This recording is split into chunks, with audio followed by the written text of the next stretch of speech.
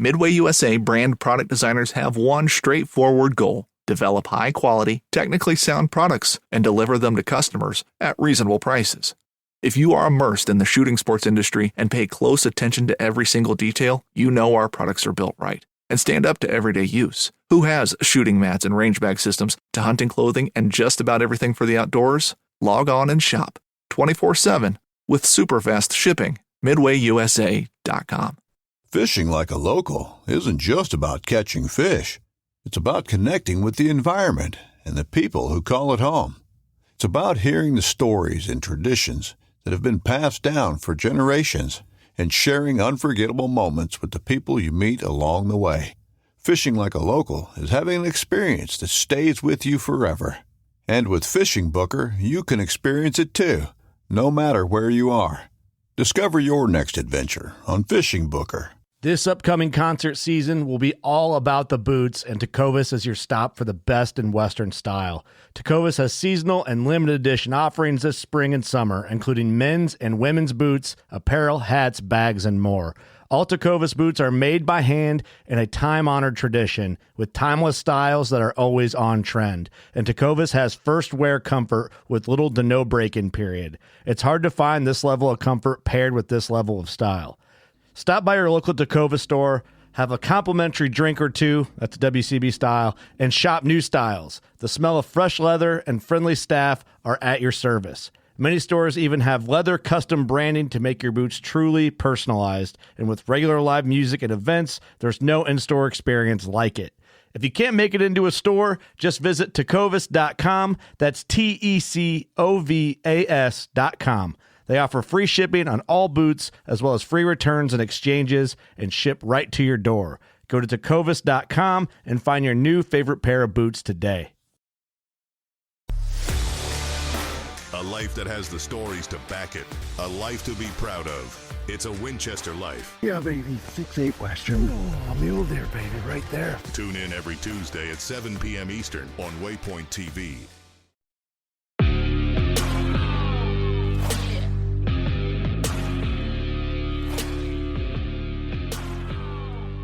All right, everybody, welcome back to another episode of the Bowhunter Chronicles podcast, brought to you by Huntworth. Huntworth gear for all types of weather, all types of terrain, all types of budgets. It's clothing that just works. Check them out at huntworthgear.com. So today's podcast, we are talking to Greg Litzinger about the decision-making process in being intentional about your shooting, your scouting, and then we kind of go off into the weeds about just bows and everything in general, but kind of things to be looking for if you're scouting right now, if you're focusing on hunting, being intentional about shooting, all that sort of stuff. So some great information in here about like actually being purposeful with your shooting and out in the woods. So I know you guys are going to like this one. Greg is always a great guy. We're really going to he's going to be missed up at the Total Archery Challenge this year. So that's why I wanted to bring him on and kind of chat. Just got the bows built for the Total Archery Challenge. So we'll have some video of that coming up here pretty soon. John's got to just paper tune those, but pretty interesting stuff. Just looking at the differences in the bows, especially side by side. And the specs are pretty close. I mean, they weigh just about the same. But now we're looking at things like string angle, the grip, kind of like where the balance points are and all that sort of stuff. So it's very interesting.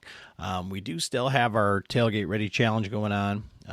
So go over to our Instagram, follow Travis, follow Canadian Zinger, and tag a buddy, and you can win a set of Zinger arrows, Canadi arrows rather, as well as 10 shots, 11 shots at the truck for the Total Archery Challenge here in Michigan. So definitely go check that out. Go over to Latitude.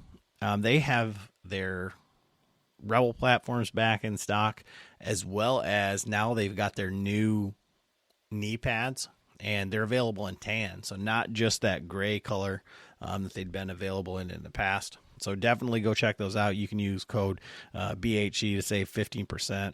And we got to thank, obviously, Huntworth, Big Shot Targets. You can save 10% over there with BCP. Kanadi, Zinger, we talked about them. Genesis 3D, there is a code for Patreons there, as well as our friends over at Lucky Buck. So thanks everybody to for supporting all of our sponsors, our partners, all that, as well as supporting us through Patreon and everything that comes with doing this podcast. We really do appreciate you guys. As always, enjoy the episode. All right, everybody, Adam back with another episode of the Bowhunter Chronicles podcast, and I have my good friend here, Greg Litzinger, and it's a very somber conversation leading up to this. For the past 2 years, he's been up at the Total Archery Challenge with us, and I feel like it's kind of become his crowd. He's become one of the guys up there. And so I know that he's going to be like sorely missed. And I don't think it's because he doesn't want to be there. If you're watching this on the video, he's got a brace on his left arm. But I wanted to bring him on here to kind of talk about, like, I think most people, when they see like a podcast with Greg, they're like, oh, he's this guy from Jersey who's, all tattooed up. He kills these deer. And that's what it kind of was like bringing him into our, the house for TAC, is like, actually Greg's a, pretty accomplished archer as well, not just as a hunter. And, Greg came, and shot with us, but it wasn't him just shooting. And I think it's resonated, especially through the group, that he's helped me a lot in my shooting, even years before he came up to Michigan. And then a lot of the other guys, I know Chris Langlois and Jake, he really worked with those guys in their shooting as well. So I just kind of wanted to tap into that side of Greg, as we are, a lot of guys are shooting 3D right now, and all the Total Archery Challenges are kind of kicking off. Some of them are already done, but with all of that type of thing. And then now we've got Greg, who's, not only, a bow hunter, with full of angst. I think that's why he bow hunts, not because, anything else, but a competition archer and all that stuff. And now you can't shoot your bow, right? Yeah. So how does that sit with you, or where's your motivation at the moment? Where are you placing that? It sucks hardcore. Because like I said, I've never had injuries to my hands where I can't do stuff. I've had a lot of injuries elsewhere, my knees, feet, stuff like that. Even when I had my jacked up shoulder, I could still shoot just light poundage. And now not being able to shoot is a place I've never been. I don't think I've gone this long without shooting my bow since, well, I was 12 years old, probably. It's been December, January, February, March, 6 months now. That's a long time not to shoot. It's so for me mentally, it's just trying to keep myself occupied, and look at the bright side of this situation, which it's not really bright, but it's about as bright as it's going to get for me right now. So for me mentally, it's just trying to prepare myself for starting shooting maybe in August, if I'm lucky, so it's just not a place I thought I'd be at 46 years old. And having, this, and not only this, but family, career, like jobs. Like it's a whole monster to try and not let my brain run wild and take me in directions that don't need to go. You know, I'm no stranger to pain and misery, I guess, rehab and stuff like that. But this one is going to probably be as challenging as any I've had, physically and like and mentally. You know, because like this being in a brace, like my forearms disappeared. I didn't have big forearms to begin with. There's nothing there to lose, and it's like you put them side by side. It's like this one's like there's nothing there, and it's like there's just nothing. I'm just like melting away, and it's like cool, all right. So gaining weight, and I don't want to gain. Can't really do much. Uh, so and just being home and no routine. I didn't realize like how much I miss having a routine, getting up and having to go places and do stuff. That's why all the retirees end up like the greeter at Walmart, or like they're like the bagger at Costco or whatever. I don't know how, like, even if I could retire, like at this age, people are like, oh, I retired at 46. It's like, I don't know, like, because like my kids would be in school, like I would have to be like, I would have to be so like have so many things. I'm like, it'd be like almost like a job. It's like, might as well just go to work, because it's like I need to be doing something. And the fact that I can't really do much, you know, around the house, around the yard, like the old lady, like she's doing it all. So I'm sure I'm annoying her pretty extensively. The banker lady, as you say. Yeah. I don't know if I said that on the podcast, but like I fully expected like Greg's wife to look like Greg. And when like I said, if you're like watching this, like I said, Greg's in a cutoff with tattoos all over and all this stuff. And I'm like, his wife's got to have like blue hair and like look like Marilyn Manson or something. And like, not at all. Nope. Like, He's clean. yeah. As you say, a bank. Your wife's like a banker. I was like I said, I was so taken aback. I was like, who is this woman touching Greg's kids? Like, that can't be his wife. Like, Stranger. That's his daughter. But so in that, I mean, from like the archery side, we just did a podcast, just came back from the HHA event with veterans and first responders and all that, talking about like the therapeutic side of archery, right? And it's a place to go to kind of clear your head from all of this stuff. And I've been trying to get Greg to shoot like with a mouth tab with his other hand, or something. And we were just talking about him shooting left-handed, like when he had his shoulder surgery.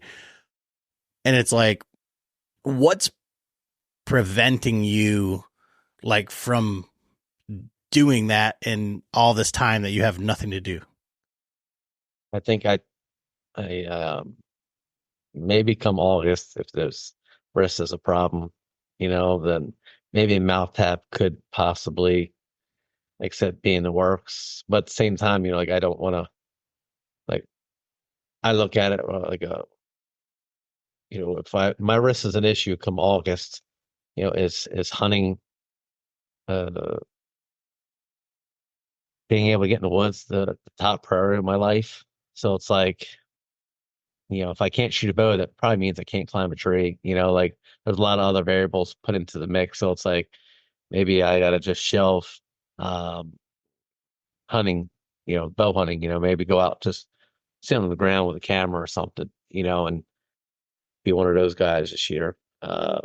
So I think hunting's important to me, but like the longevity, like job, and keeping my house in order is kind of taking precedent right now over shooting. As much as I want to shoot, and I think that's as you get older, you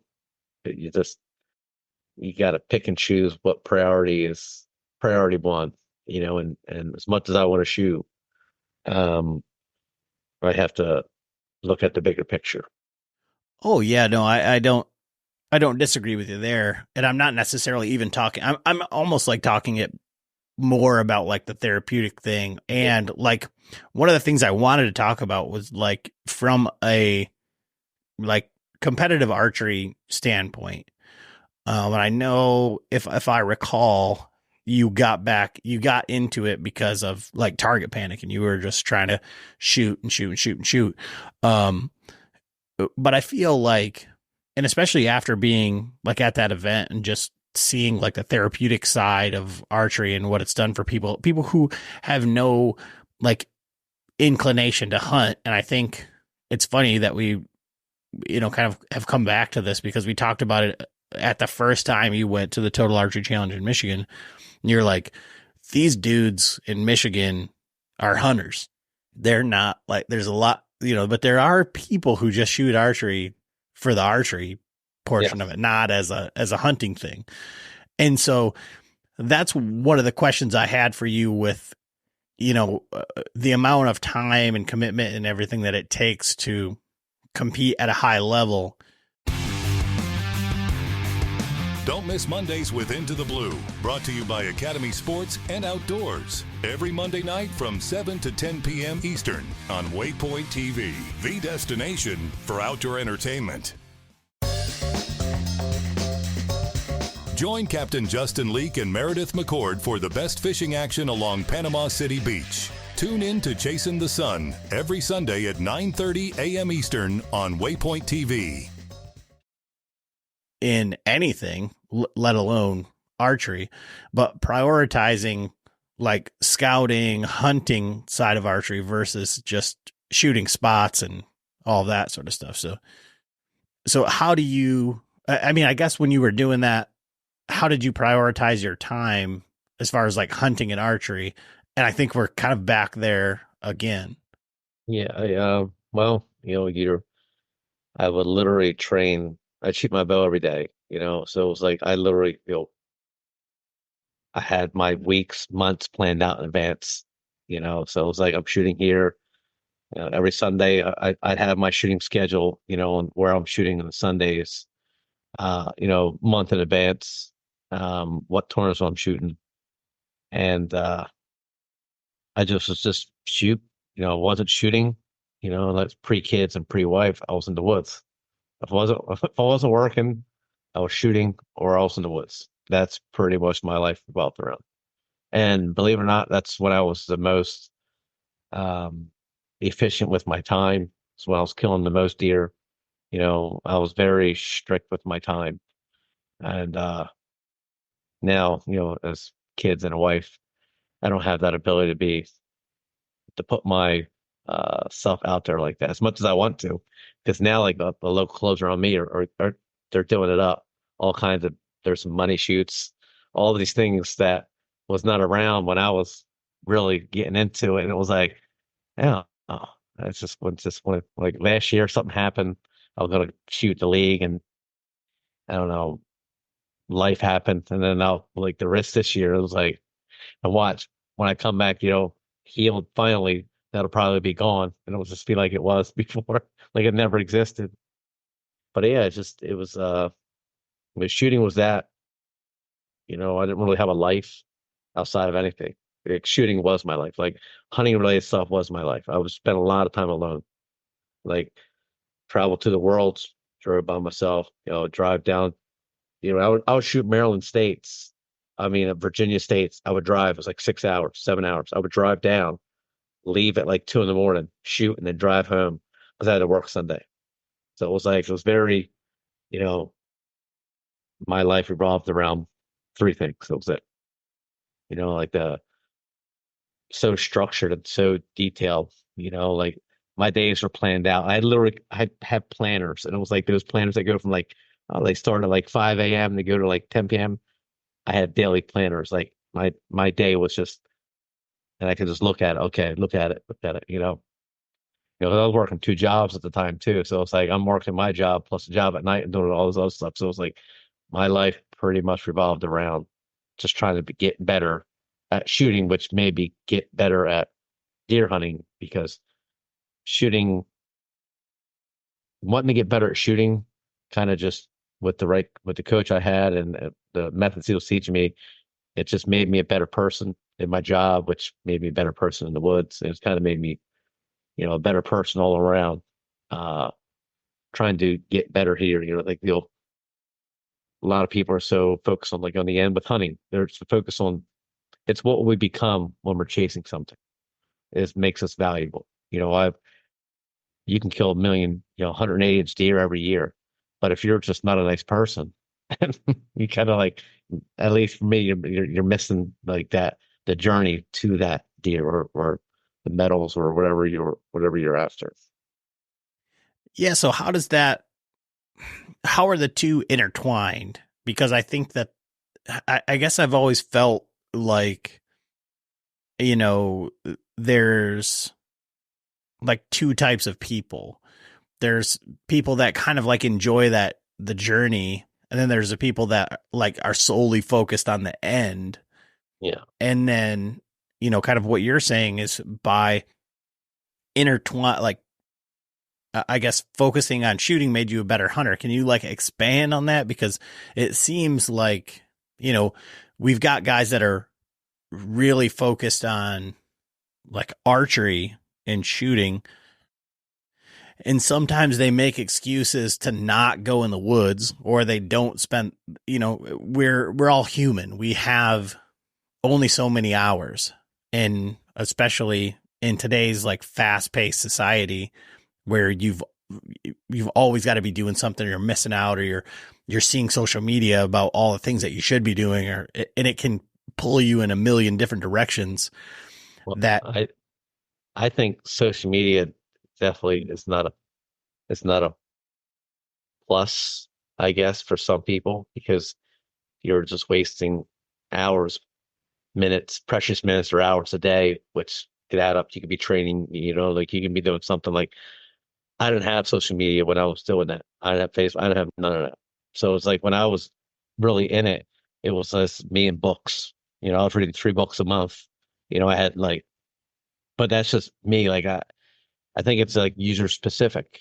I think for me, with my coach, like I had a really good coach. I think that was partly why I got as good as I did in a short amount of time, I guess, because it didn't really take me long to start seeing results because my coach kept me disciplined.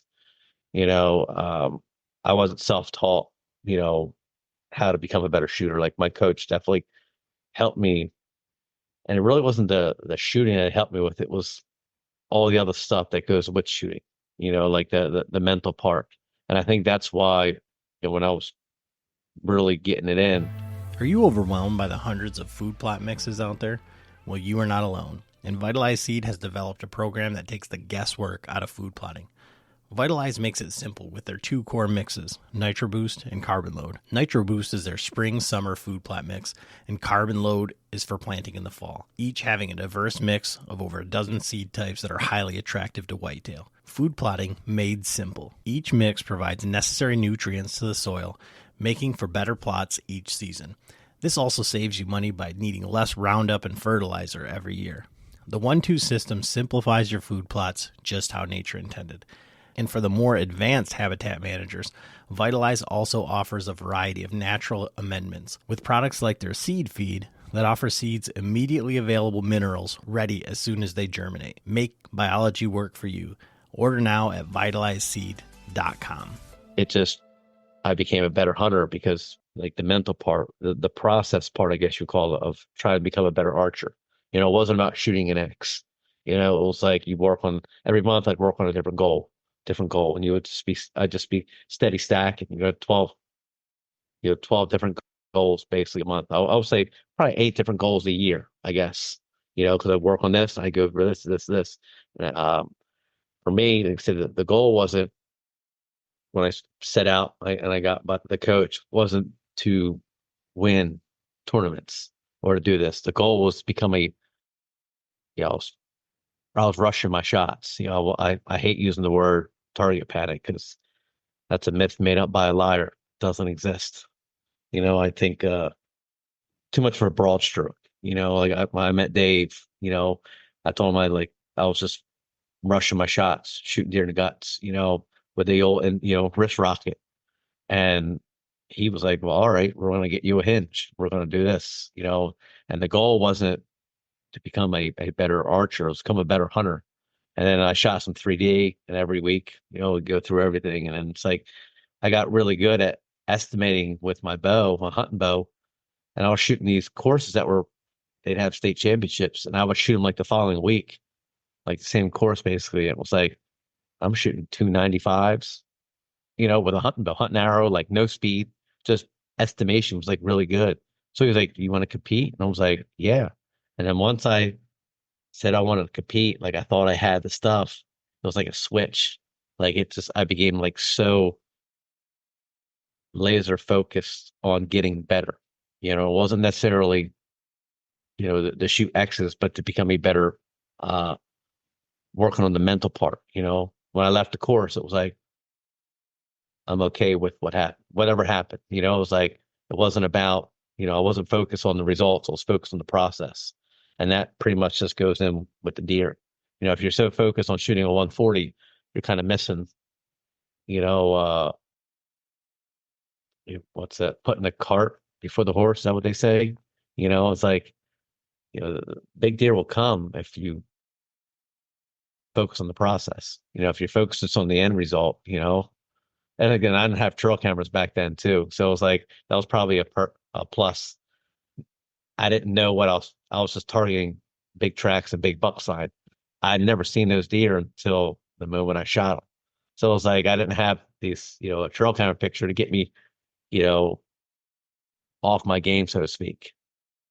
But I think it was like, for me, just shooting, become a better hunter and better archer, with like the whole process. And it's just the shooting, the process, becoming a better shooter, just leads into hunting and my job, my self-image. Like I didn't realize like I would talk so down on myself.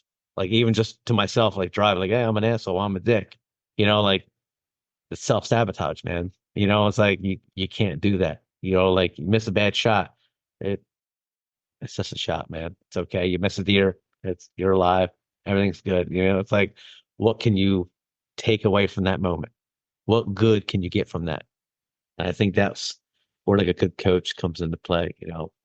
Like Dave, outside of my father, like Dave's probably like the second most important man I've ever met in my life. Because I think we all have the necessary tools to succeed, but we just need that right person to nudge us in the right direction. And negative self-talk, that nobody wants that. Whining and complaining, no, that's not going to get anywhere. So that's how I think it made me better. They're intertwined, at least for me. Like the process, and it's like up here, how you view yourself. You can't make excuses like, oh, I shot like shit today because it's windy. Well, it's windy. At some point in time, the wind's going to blow and the rain's going to, like, there's always things that you can't control. So getting upset, like when I run across another hunter in the woods, I don't get angry. I don't get upset. It's like, yeah, just move on to the next spot. Like there's some guys that can't let that go. They go in there, somebody's in their spot, and it just ruins their day. We all work with those coworkers.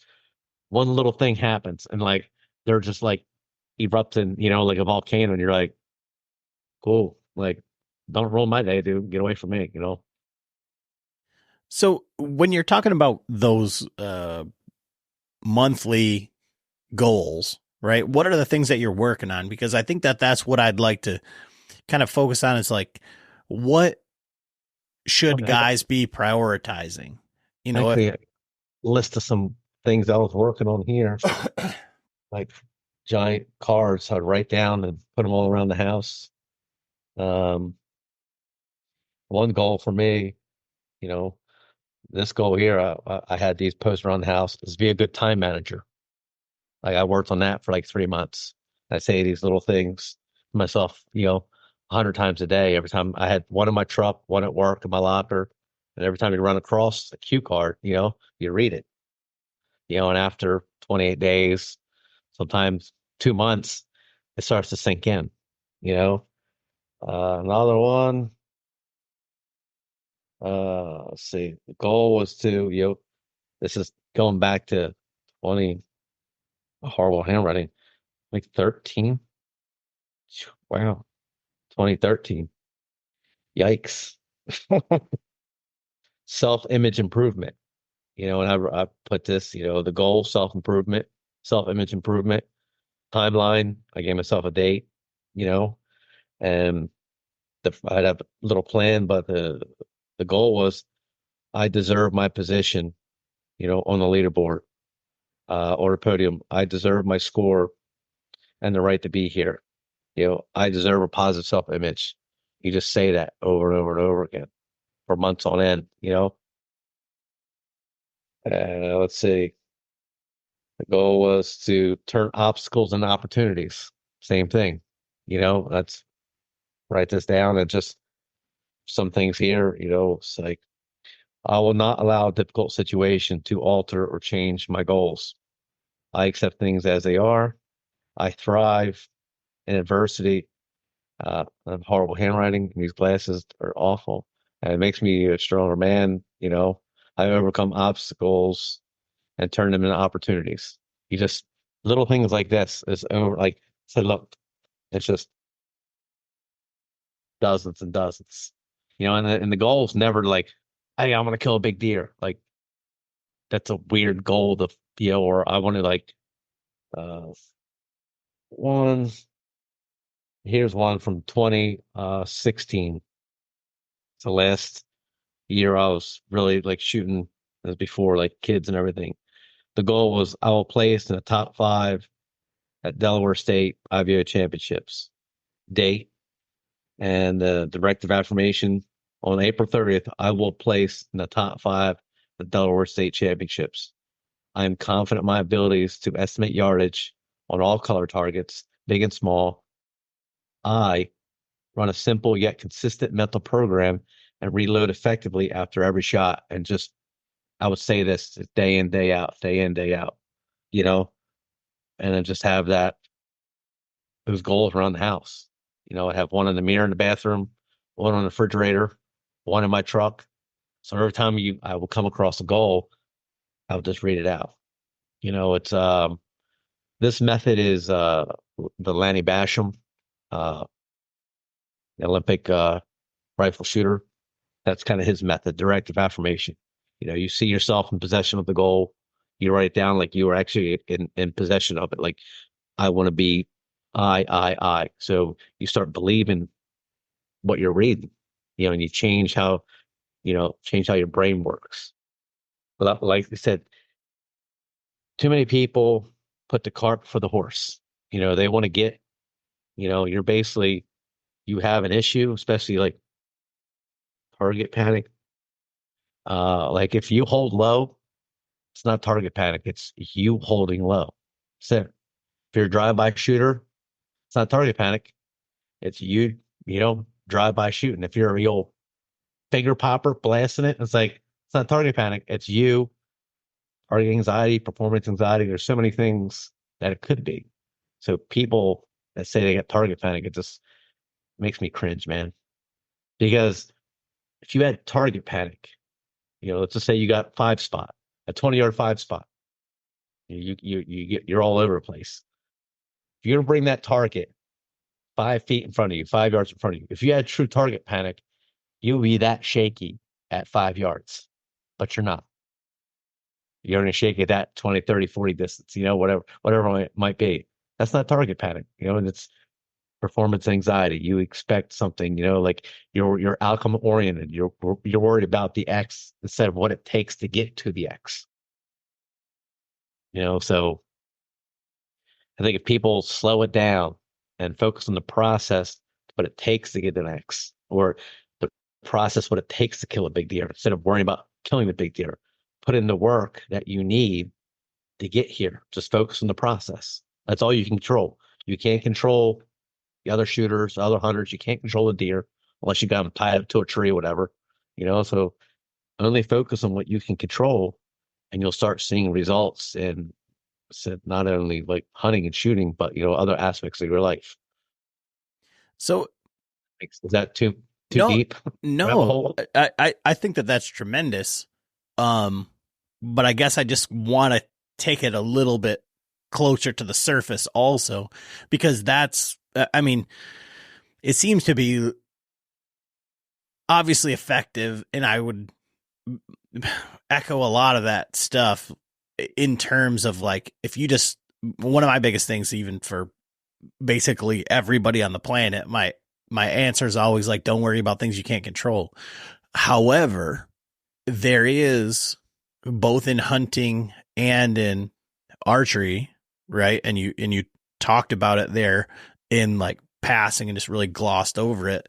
You said, worry about the process that it takes and the process that it takes. So if I say I deserve to kill a 140 and I put that shit all over everything that if I buy a billboard on my way to work that I drive by every day that says Adam Miller's going to kill 140 on whatever, what is the part of that process with like shooting that's like the first step to get rid of, like, to take action into your own like hands, right? I can write it down as much as I want to, but you have to, it has to be, because I know like with my coach, I struggled with at the beginning, and even now, like I'm not as good. As many goals as everything I've written down, like I'm still not very good. Like I'll still hit my coach lives in Atlanta now. He used to live like 20 minutes away, but I still struggle sometimes writing goals and directive affirmations, because it's like, and I get writer's block. And I'll call him up. He'll say like 2 words, and it's like, that's it. And it's just like I get like a writer's block because I'm not the best with it, So it's like with him and stuff, it's so easy. My coach, he can work with anybody. My sister was working with him when she was competing in bodybuilding, because like it's a mental thing. Like, and I had other people reach out to Dave. He's helped people build businesses. He's just very good getting people, no matter if you're rich, poor, whatever it is you want to do. Like he can make you better, but he's not necessarily the best with it himself, which is the weird, because you look at it, like, he's very successful, but he's not as successful as it could be. So it's like, he even struggles with some of this stuff. He's very good teacher, but sometimes teachers don't take their own advice, but like with the process, like you're putting in like an M range, like a 140, but the goal should be to shoot like a mature buck.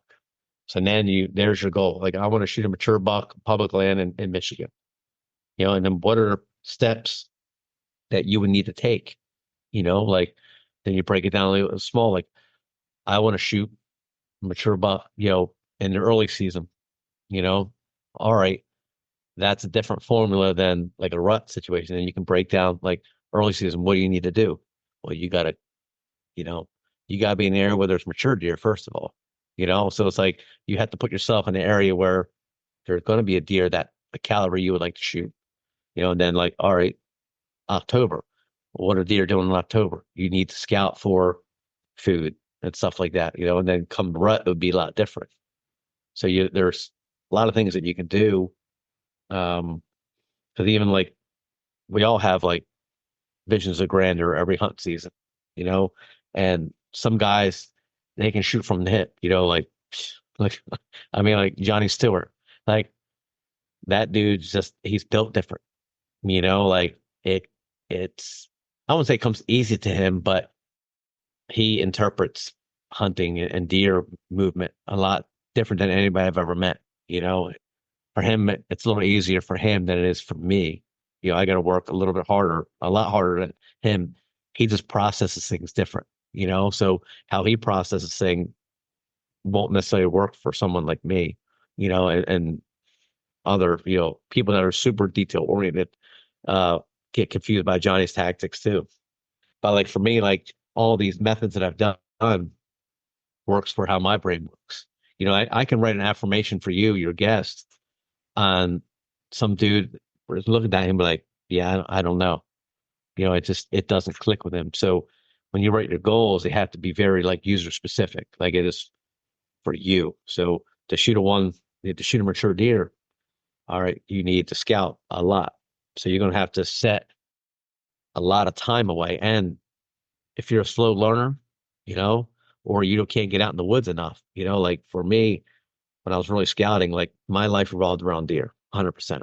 Like I said, if I wasn't shooting, I was in the woods. If I wasn't working, shooting, I was sleeping like 3, 4 hours a night sometimes. And I'm driving here scouting. Like my life revolved around being in the woods. So I put a lot of time in, you know, miles upon miles upon miles. And after like 2 or 3 years, you start to get an idea of what's happened, and you can start putting a plan in play. And yeah, so it's like just simple, easy things like scouting in the area where there's big deer, and what can you control? All right, I'm a weekend warrior. Okay, well that changes things. It's like you can hunt. I don't know if you can hunt on Sunday in Michigan. Can you hunt on Sunday in Michigan? Okay, like some states they don't have that Sunday hunting, so it's like you guys got Saturdays. Well, then you better be scouting Sunday if you're hunting Saturday, for the following, for the following week. Like you have to just sacrifice, and give yourself a plan when you're scouting, even when you're hunting. Like always be willing to scout for that sign that you're looking for. If you want to shoot a big deer, like you're gonna have to find big deer sign, big tracks, big rubs. Scrapes can kind of be, wishy-washy unless you get like a big track. So if you're scouting and you're not finding big buck sign, go somewhere else, man. There might be a big buck in there, but he might be so reclusive, he's not leaving much sign. So it's like, is that where your time is best spent? Like a lot of guys that go to Midwest, not to knock on people that live in the Midwest or go to Iowa, it's significantly easier because there's this different age class of deer. So a guy that can hunt one day a week, maybe the Midwest is a better choice, a better fit. Take your vacation where there's bigger deer, so it'll be a little bit, an easier process. Michigan's a tough hunting, Jersey's tough hunting. Sometimes, you gotta try to make it easier on you if you can.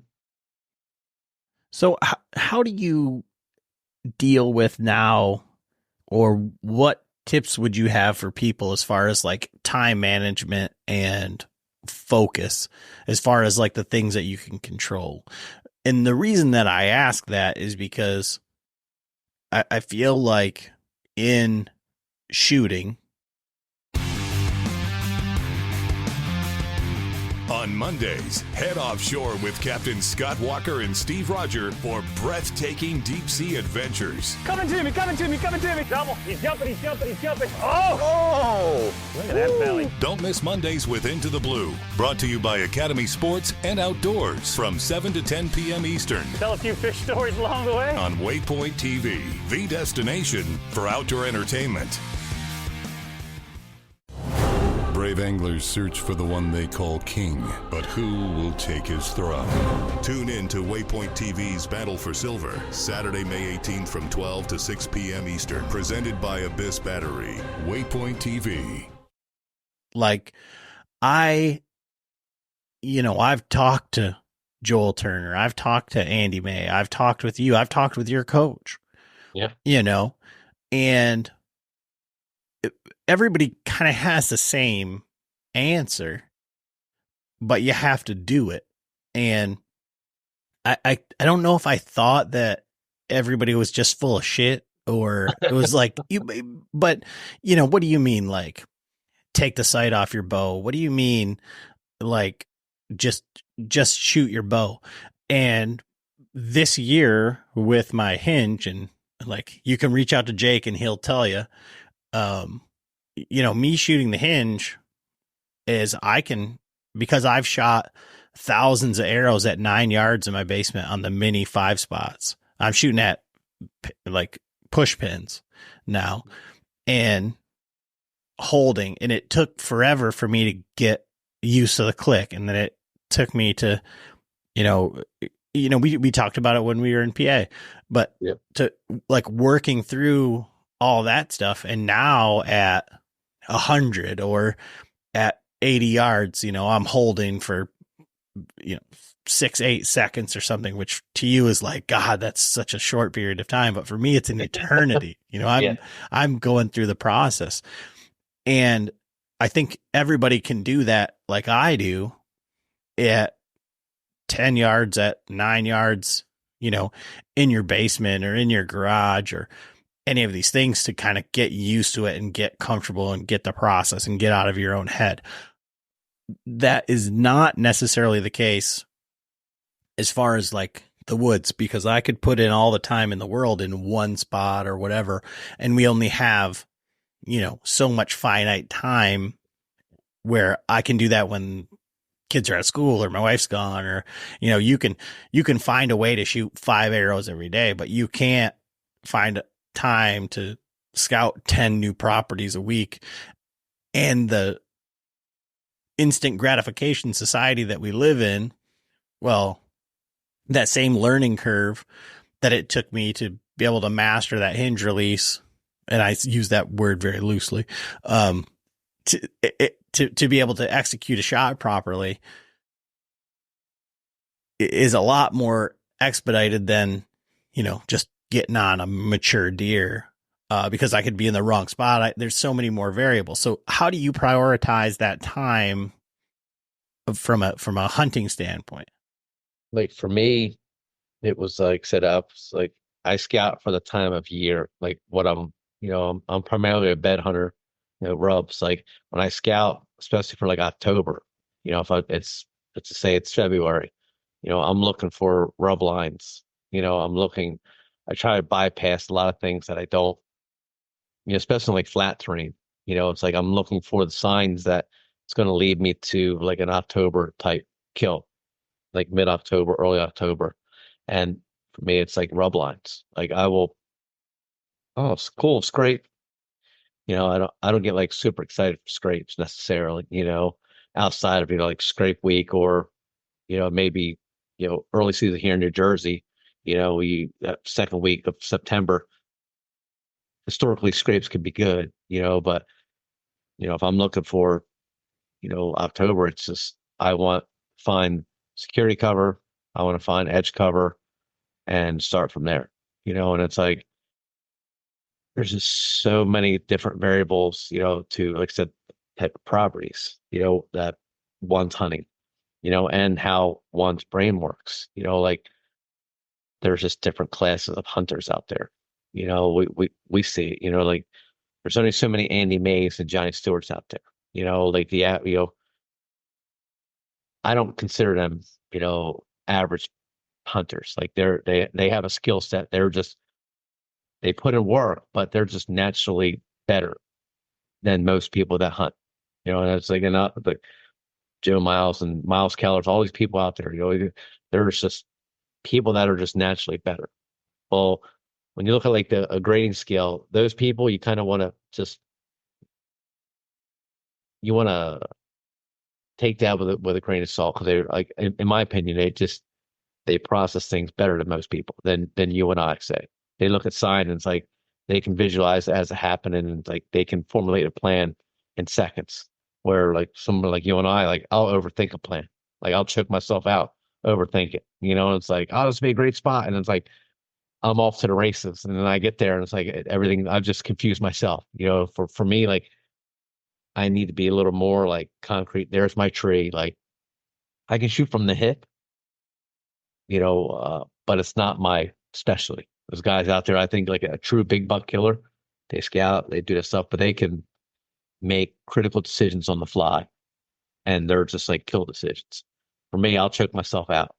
Like if I need to be like, I'm hunting this tree, northwest wind, you know, 3 sticks high. Like whenever I can follow my plan that I have set up, I'm a lot more successful than, you know, going rogue, so to speak. You know, but for me, like I said, it's property. You know, you got a crappy property, low deer density, it's going to be tougher. You know, so if you're a weekend warrior, gravitate towards, you know, higher deer density areas, you know, could definitely help you out. But just it's a hard question to answer to give like a concrete, like this is what you need to do, you know, because my buddy Tony, you know, I hunt with him around here, like he's a phenomenal deer hunter. But when it comes to shooting like older mature bucks, you know, he definitely kind of will overthink it. You know, he makes it a lot more difficult than it needs to be. Like he's a great hunter. He would never starve, but he struggles to kill, the big deer where he's hunting. He'll kill nice deer. There's nothing wrong with deer he's killing, but I know some areas he's hunting and it's like, dude, you're like right there. It's like, but he just overthinks it and just overcomplicates the situation. So I wasn't looking necessarily for the secret sauce, and I think the Johnny Stewart's and the Andy May for sure is a 10,000 hours guy, right? I mean, he's got notebooks and aerial maps to prove that he maybe doesn't just process it differently, but that he's processed it and documented it for so long that and it comes from like an internal thing, like speaking of fishing, there's guys out there like I grew up, I was a really I wanted to be a professional fisherman. Like I can go to a lake I've never been to and I would just catch fish because my gut instinct was like, they're over here. I'd go there and catch fish. It's like river fishing. I never fished rivers. I go up to Canada and I was just tearing fish up and I was like, this is easy. Never seen a river before, but I just looked at the river like the fish are over there. Sure enough to be over there. Like my gut instinct just put me on fish and like my dad and brother would be sitting right next to me, casting the same spot, same lure, not catching shit. And I just pick one after another, one after another. So it's like there's a lot of variables that some people it just comes to that. Like their intuition's like right there, like, oh, that big buck's gonna do this. And sure enough, it does it. Or for me, I'm like, oh, that big buck's gonna do this.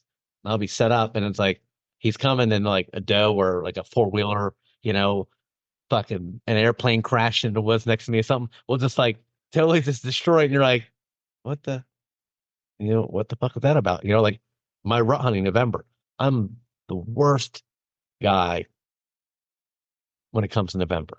It's like it's the easiest time in the woods to kill deer, and it's like the hardest time for me to kill deer. Everyone else is like, oh, bucks are chasing. They're just sit in the funnel, sit by doe bedding. You'll kill buck.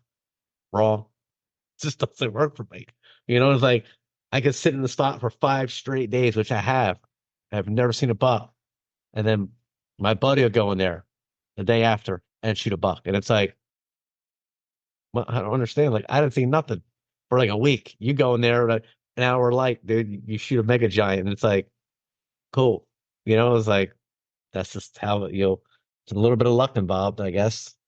And like I said, some people are just better at it than others, even without the 10,000 hours. Yeah, but what I'm saying is that like in you, who's got freaking 10 years worth of affirmations just on hand, like you can't say like, oh, I'm just an average guy, right? So from that like average guy perspective, like if they were saying, okay, like, and I think for a lot of people, this is where like almost like the rubber meets the road. You have to like make the distinction, whether it's anything in life really, but shooting, deer hunting, whatever, to say that, what I've been doing isn't working. So I have to make a change. Like I was kind of talking about like, what are the first steps for that? When I say like, I can just go ahead and put it out there to the universe. This is what I'm going to do. But if I don't change anything, and if I keep doing things, so like from the Greg Litzinger, Dave Guru,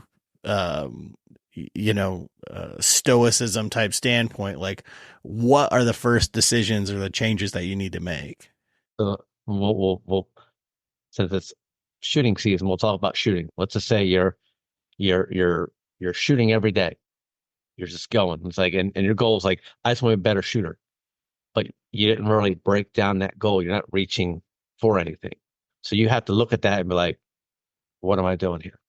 Like, why am I going to the range to shoot? What is the purpose? What is the point?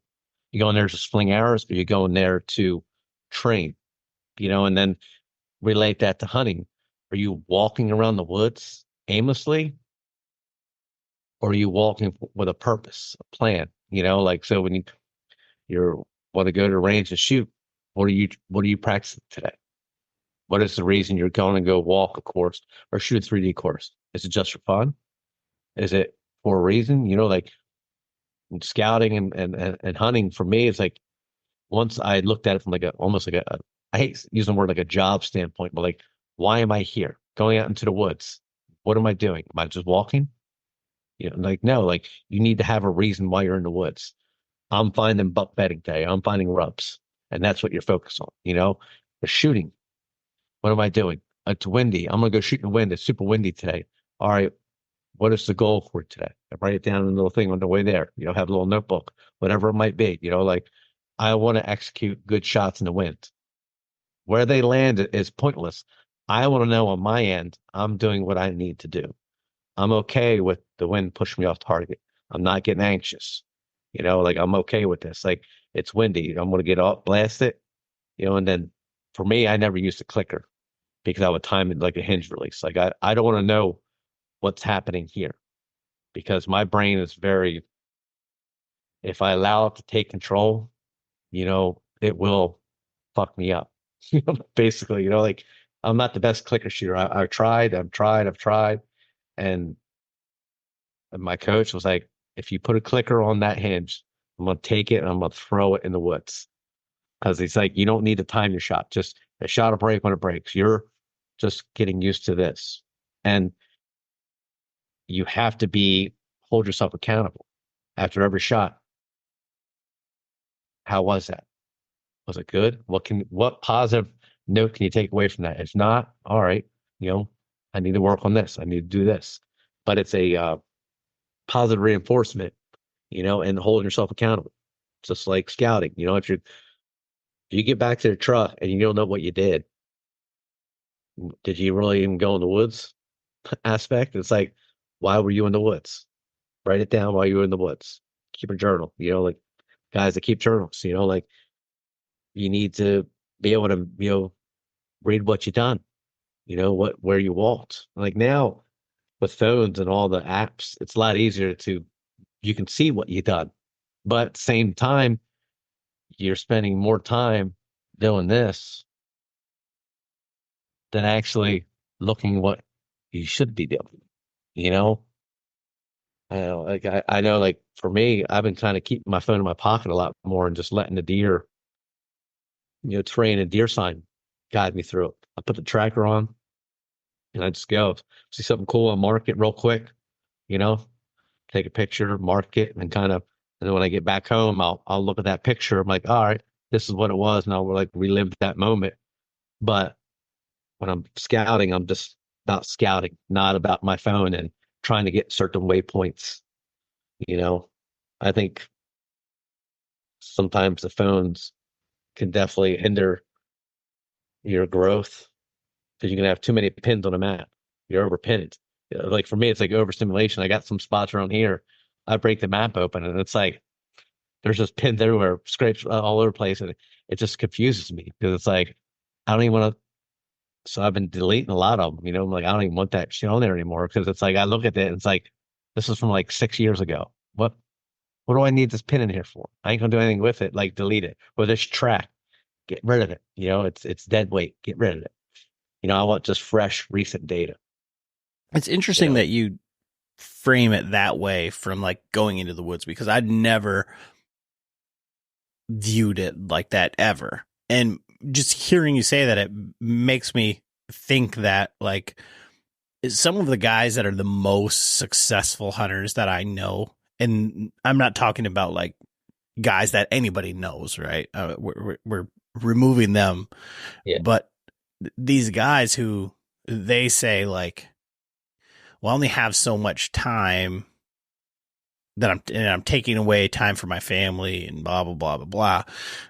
And they say, so I want to be intentional with my time and I only want to hunt these days that are good and all that stuff. And like, I've embraced that a little bit from a like hunting type standpoint, from like the days to be in the woods, like not just be in the woods because I have an opportunity. And if I do have an opportunity and I'm not taking away from anything, then I don't just go sit somewhere. I'll go do the like scout hunt type thing. But never did I ever look at that from like a scouting like perspective, because I I guess I always just look at it as like, I know that these spots are here, so I want to go check and see if there's any deer activity right there, or I want to go check out this new area, but I don't, there's never any like intention. Like, I'm not like, oh, and it's also like, I can say that I think that there's going to be buck bedding there. So I guess how do you do that on a new property, or like even on a property that like how can you be intentional in that? Because I think on some level, and this is probably like maybe more people than I would think, but I feel like I just identify like, oh, I'm just a hunter, like this is what I do. So I should be scouting. And I think there's other people who are like, well, all these other guys like Greg, they're always out scouting. These guys are always out scouting. So I need to be out scouting, not knowing even what I'm looking for. Right. Scout with a purpose, but shoot with a purpose. Like, just don't go to range and shoot arrows. Go there to improve. You go there for a reason. Same with scouting. Like when I wanted to shoot bigger deer, like I think I went 3 years without shooting a buck. But those 3 years, it was like, I got to get away from, I know how to kill like a 2-year-old, year and a half. Like I want to kill something older. So it's like, I know what this buck sign looks like, so it's like, I need to find something different. Like I need to change my approach, because what I'm doing is not getting me to where I want to go. So it was like immersing with the books, reading, pre-internet era, pre-YouTube era, basically, So it's like, I went out and I whoever was a good hunter, I'd ask questions. What are they looking for? And old trapper was like, tracks, big deer, big tracks, big deer. Sometimes they have headgear, sometimes they don't, but it's a big deer. Focus on that. So it's like tracks. It's like, all right, big tracks. So it's like that was going like, I want to find areas, cart roads. Cut a big track.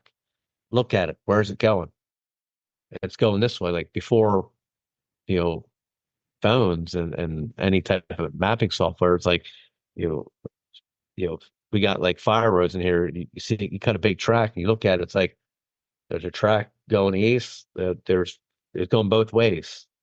Well, all right, I know where this road is. I'm going to just follow this trail, see where it leads me. So it's like I'm focusing on that track. And now, and then like that led to big rubs and stuff like that. I was never a big like food guy, personally, but scouted looking for certain types of buck sign.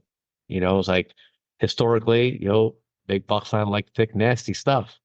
So walk that edge. I don't want to get into the thick, nasty. I want to walk that edge, see where they're coming and going.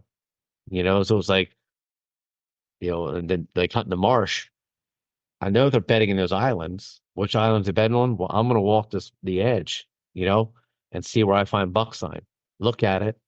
Back in the day, it was like old Google Earth maps. It's like, I've walked this edge 100 times. Like, I think these are the trees, that I found that buck sign. Then you look at it, you're like, okay, well, I can see. And then, you can see faint trails in the marsh and you're like, oh, okay. And now I know what they're doing. Like, there's rubs going into the mainland. So they must be better on those islands, So it's like, now, like say with the phones, you can be taking a dump at work and scouting. It's like you have all that ability, but 20 years ago, we didn't have that ability. It was like I need to be able to get back here. So it's the eye shine and flag and tape and all that other crap, and like the old green screen GPS. How awful are those things? The yellow E-Trex. It's just an arrow pointing in a certain direction. You're like, no trails, no tracks. But yeah, like like scout with intent. Just don't go out there with a reason. Like, hey, I want to scout. I need to get better at finding food. Get a few books, watch some videos on food. What are they eating in your area? Talk to a few biologists, make some calls. Don't just trust YouTube. Call a local biologist, fish and game. You can get a lot of information from those guys. Like I spent a lot of time talking to biologists, around here, even lately, those guys, they're biologists. They're a lot smarter than me when it comes to what deer like to eat in South Jersey. Same like PA. You talk to like people that hunt the Poconos, the deer eat different than Alleghenies, and stuff like that. So you need to know what you're looking for, and in your brain say, I'm out here like for a reason. You got to keep telling yourself that, I'm here to scout for big buck sign. Don't get sidetracked with like, oh, look, shiny objects. And you're over here. Like, that's why I'm a horrible turkey hunter, because I can't just focus on turkey. It turns into, I'm looking for deer sign. So it's like, I already bought a tag so I can go scouting for deer, basically. It's like, I just never really got into turkey hunting like that, because there's some birds in the field, a couple, clucks and yelps, and it's like nothing happens. It's like I make a move and I see a rubber scrape, and then I'm like, I'm off to the races. It's like I carried a stupid gun or my belt around until noon. I just want to be looking for deer sign, Now, how does that fit with your affirmations or intentions? Like, I'm leaving the house today to hunt turkeys. Like I said, that's why I'm not a very good turkey hunter. I admit it. Like I killed some turkeys, and it's like, but then I've really gone out. I tried turkey hunting for like 3 years, like full on turkey hunting, because New Jersey, you got to apply for permits, and there's only so many Saturday permits, and I'm not taking work. I'm not missing work to chase turkeys. It's not my speed, So it's like, I'll get a Saturday, but dude, everybody's hunting Saturday. So you go somewhere, there's just trucks everywhere, and it's like, fuck this. Like all public land hunting in Jersey, like we got the best zones that I apply for. Well, everybody hunts those zones because there's really nothing up north worth hunting. So like everybody comes down the zone. I think about zone 20. Everybody's hunting zone 20. People out of state hunting zone 20. And I'm like, turkey hunting's not for me. I'd rather be scouting for deer. Yeah, I don't see any turkeys behind you on the wall, so. There's only one. There's right. Oh, yeah, there you go. First turkey, shot it with the bow. First turkey with the bow was what, 11-inch beard, 24 pounds. Yeah. And like I shot that with a bow, and was like, unless you're shooting turkeys in the head with a bow, you're just ruining all the meat. Like that turkey, I got like a half a breast, destroyed one leg, and I'm like skinning it and stuff like that. I'm like, well, what? I could just shot it with a gun, got the whole bird, got a whole mount, like that turkey was destroyed. Like you barely enough to save the fan, I'm like, and I was like, wow, all this for like half a breast. And I was like, yeah, I'll just shoot him with a gun next time, or shoot him in the head with a bow,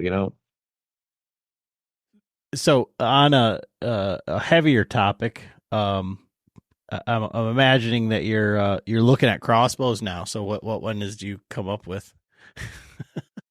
I've had so many people offer their cross guns, and I'm like, I think like my buddy, I can borrow my buddy's. I'm gonna actually do like a YouTube video on that. I'm gonna borrow his Raven and just set up like a target like 60 yards and just group them, like this. And it's like, is that really fair? It's like, it's not fair at all. They got scope. You're gaining an extra 10 minutes of light with a good quality scope versus, people that are shooting with a bow or like recurve or something. Well, what was that, like Duck Dynasty one or whatever? That was like a night vision scope. Yeah, like where does it end? Especially here in Jersey, they want to implement a seven possible 7-buck harvest for the year. You buy all your tags, and it's like 7. Like they're worried about numbers, and like you can shoot 7 bucks, but I can only shoot 5 does. What? Like, let me just shoot like unlimited does. If that's the case, you want to get the numbers down, get rid of those. Don't get rid of bucks. I mean, it just seems kind of the state. I don't think they're doing a very good job of seeing the bigger picture. I think politics has definitely infiltrated wildlife management in New Jersey. Well, yeah, that's got like some messed up thing with bears too. Yeah, they stopped bear hunting, and then they allowed it, and they stopped it. But even like with fishing, I mean, I think they're very strict with their fishing, like flounders. Like I think when I was living in Atlantic City, like flounders might have been like 12 inches. You can keep a flounder 12, and it decimated it. So it went up to like 14, and I think it went up to like 16 inches. Like to keep a flounder, you got to catch like a giant doormat, and then you're very strict with the fishing, but hunting, you're like, fuck, kill them all. Stripers, they got the slots and stuff you can keep, like, and it paid off, like they do. I think they take their fishing management a little bit more serious than their deer, in my opinion.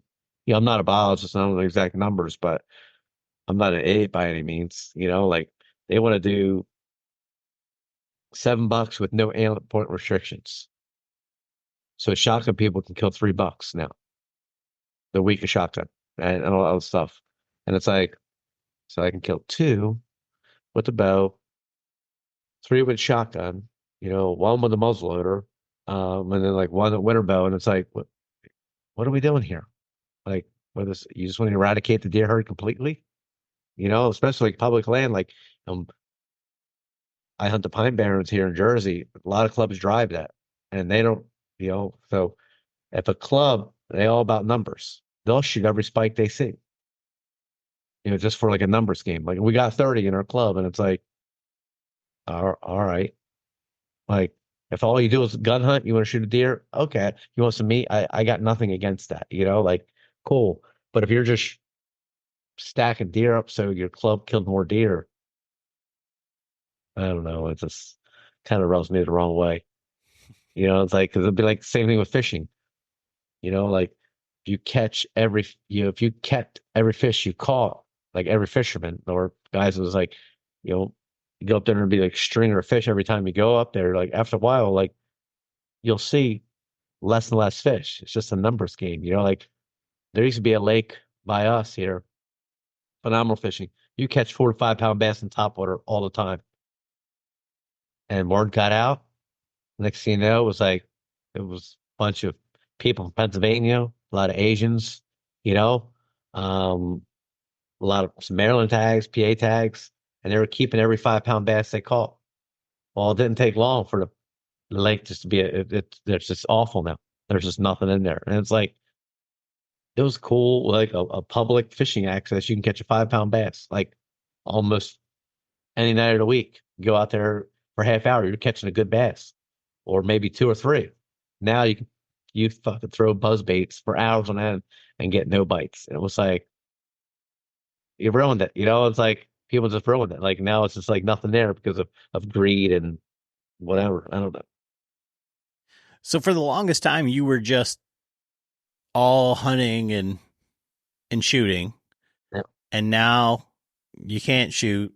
You don't know if you're going to be able to hunt. You don't want to even shoot a mouth bow, a tab.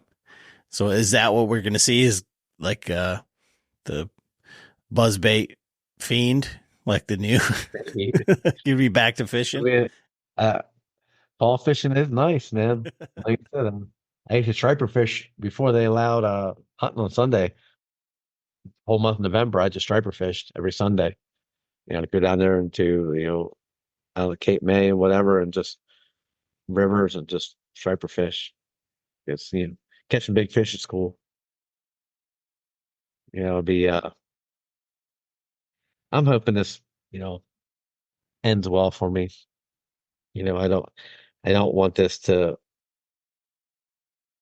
not turn out right, where it just complicates my life, outside of hunting space. Right. I'm trying to be like a responsible adult at 46, Well, you had to grow up sometime. Maybe it's just the world's way of telling you. So overrated. I'd rather be carefree, Well, you're definitely going to be missed up at the Total Archery Challenge in Michigan. Are you still going to work the booth in PA for Latitude so people can stop by and see you up there? Yep, me and my brace holding it down. Awesome. That's not like I said, the PA one's not. I think it's like 4 hours for me. I can make it like 4.5 hours. It's not too bad, So You going to be there the whole time? I mean, it's not like you're working. yeah, I got nothing else. It'd probably be good to get away from my wife for a while. I'm annoying the shit out of her. I just sit around and do nothing all day. Say, do something. I can't, hon. My hand. Awesome. Awesome. Well, what else you got going on, Greg? Anything exciting? I mean, what is your, like, in a perfect world, like, what's your outlook? I see you're still doing like some scouting videos and you've been out Yeah. and stuff like that. Has this allowed you to get out more, or are you getting out as much? Actually, last Sunday was the first time I've been out since middle of February, and like it felt good. But Pine Barrens, it's flat, so it's like would like to go to the mountains. I would like to really like. I had time, but it's like, yeah, probably not the best idea. You know, I go rock in the mountains with a busted hand. So like I went out Sunday, like it was nice, but it was hot. And just from having my hand down here with this brace, like I said, it's just it's a hard plastic. Like I was just sweating so bad. I mean, it was like I could smell my hand. It was just smelling awful. And I'm like, oh, this is great. Like this thing just smells like cheese. Like I, I've washed it like 3 times today. I can just like smell it right now. It's just marinating because I got a little bit like a little, you know, this, what they give you pretty much. They mold it to your hand. There's my hand. See the scar there. Well, the form is non-existent. But yeah, like ugh, it just smells so bad. So for you, like, that's one of the things I was going to ask you, and I kind of forgot about it, was, so for those guys who, you said when you're out in February or when you're out, right after the season, you're looking for rub lines, you're doing that. What are you looking for now? Like, if you're being intentional about your scouting, what is your intentions at this time of year? Or the rub lines still be there, but it's really hard to gauge like the age of the rub line. Especially with the green up. Like so for me it's scrapes. Like this time of year, like I'll run across a scrape or two. Uh that's kind of where I do most this time of year historically. Scrapes. Like if I'm finding scrapes, I'm going out in the woods, like, why is this scrape here? Like look, find the sign, and like if it's a high traffic doe area, usually there's going to be tracks in it still. At least around here in Jersey, some of my places that I scout this time of year, there's still tracks in it. Like, all right, it's a high doe concentration area. The deer are still here, or it's a big track in there. All right, the buck's probably living here, a good portion of the year. So it's like, why is this scrape here? Look around, now with the maps, you pull it up on your phone, like, do I know whether it's bedding? It's like, okay, there's historically these does like to bed in this laurel patch. It's like bump through that laurel patch and usually you can kick the deer up, it's like, okay, those does are still bedding there. And then, just kind of confirm where you think there might be some bedding. Sunday when I was out, we just almost stepped on a deer. Like they did not want to leave this little laurel patch. And then once one went, like 30 deer just running all over the place. Like they didn't know where they were. Like they were just like running here, running there, jumped across the road. They were all over the place. But those deer did not want to leave that little laurel patch for some reason. So it's like, all right, like there's something to this. Like they felt really comfortable letting me walk by. Like they weren't even going to bust. So for me, I see something like that. It's like, all right, they don't want to give away their location. Like that deer that I almost stepped on was probably a buck. Like he didn't want to give away his secret spot. So it's like I marked that. It's like, all right, now there's something to it. Like so maybe in a couple of weeks, hands feeling good. I'll go back out and see if I can find why those deer were in that pocket. Because it could be fantastic buck bed. In there, like it could be like they're monitoring this cart road where people walk in and out on hunters. Come hunt season. It's like, all right, like maybe they're monitoring the hunters walking in, stuff like that, stuff where I'm not too beds this time of year. Now you're gonna find them, unless you're like a point in the marsh or something, or in the mountains where it's like there's a reason for that bed to be here. You look on a map, like, oh, it's a point going out to the marsh.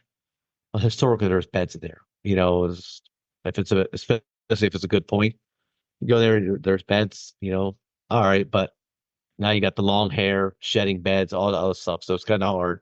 And the big food shift. So usually it's like just tracks, scrapes. Maybe see some rubs, like look at the direction of travel.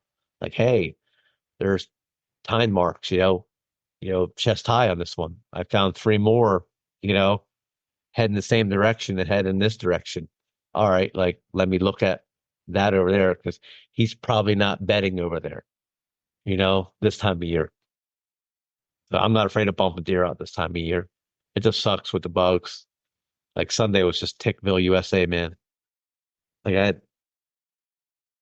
I got enough permethrin on my clothes, my gaiters, my boots, to cause cancer probably. And it was like those ticks were just coming right up to like they're like that movie 28 Days Later, like the fast zombies, like it run like super fast.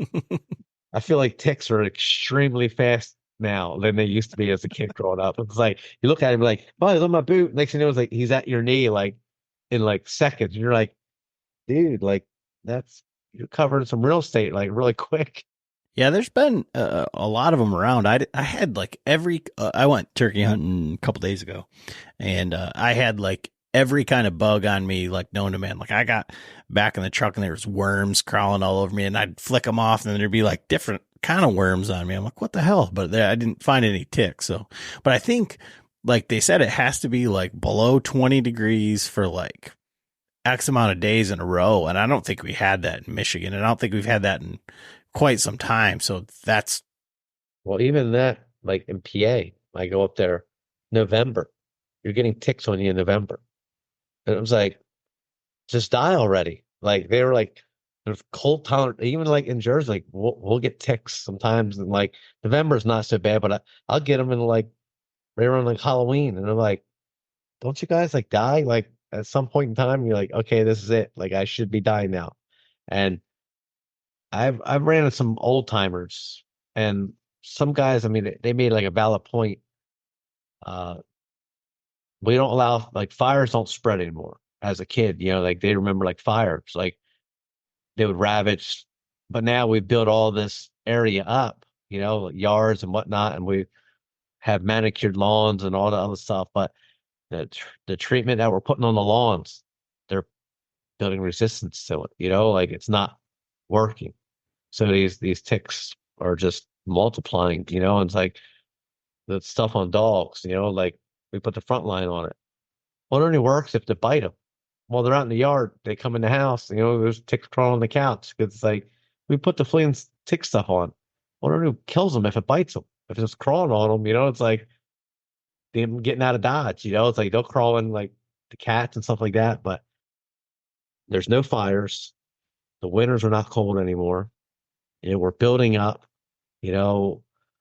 habitat, destroying, especially in Jersey. They're just destroying the habitat, and we don't do no control burns really. So it's like, I mean, the only enemy, how you would, possums can't eat that many. I mean, they eat a lot of ticks, but it's like, I used to see possums like, I mean, I grew up at my dad's house, possums in the yard all the time. I mean, I live in the middle of the woods. I never see possums at all, ever, in my yard. I have one in my trash can. You remember when I first moved in? He got my trash can. I go to put it in there. He's in there. I just pick him up by his tail and like put him in the woods. But I never see possums. I'll hear raccoons every now and again, but it's like I know possums are tick eaters, great tick eaters. Never see them. And I got friends that trap, and they hardly ever trap possums. I don't know, like this is weird. I need more turkeys, more chickens. I just want like 1,000 chickens in my yard. Go up and down my dead end street, like because I walk the dogs and they always got to walk in the tall grass and get ticks. They won't walk on the road or like the mowed part. Like, oh no, 3-foot grass. Let me go in there and take a shit. And then you're like, getting covered in ticks. Come on, man. Like, so just take chickens and guinea hens, let them loose everywhere. So when you come out of this, we always ask, like John is always asking, like, what bow you shooting, all that stuff. Like, so now you don't have any bow to shoot. So when you graduate out of this and you can shoot a bow again, are you going to finally get a new one? No, No? I'm cheap. As you well enough know. Yeah, I know. Like the only bow that I know I shot last year, if I'm shooting a carbon bow, like the aluminum bows, I'm not a fan of carrying just a heavy bow around.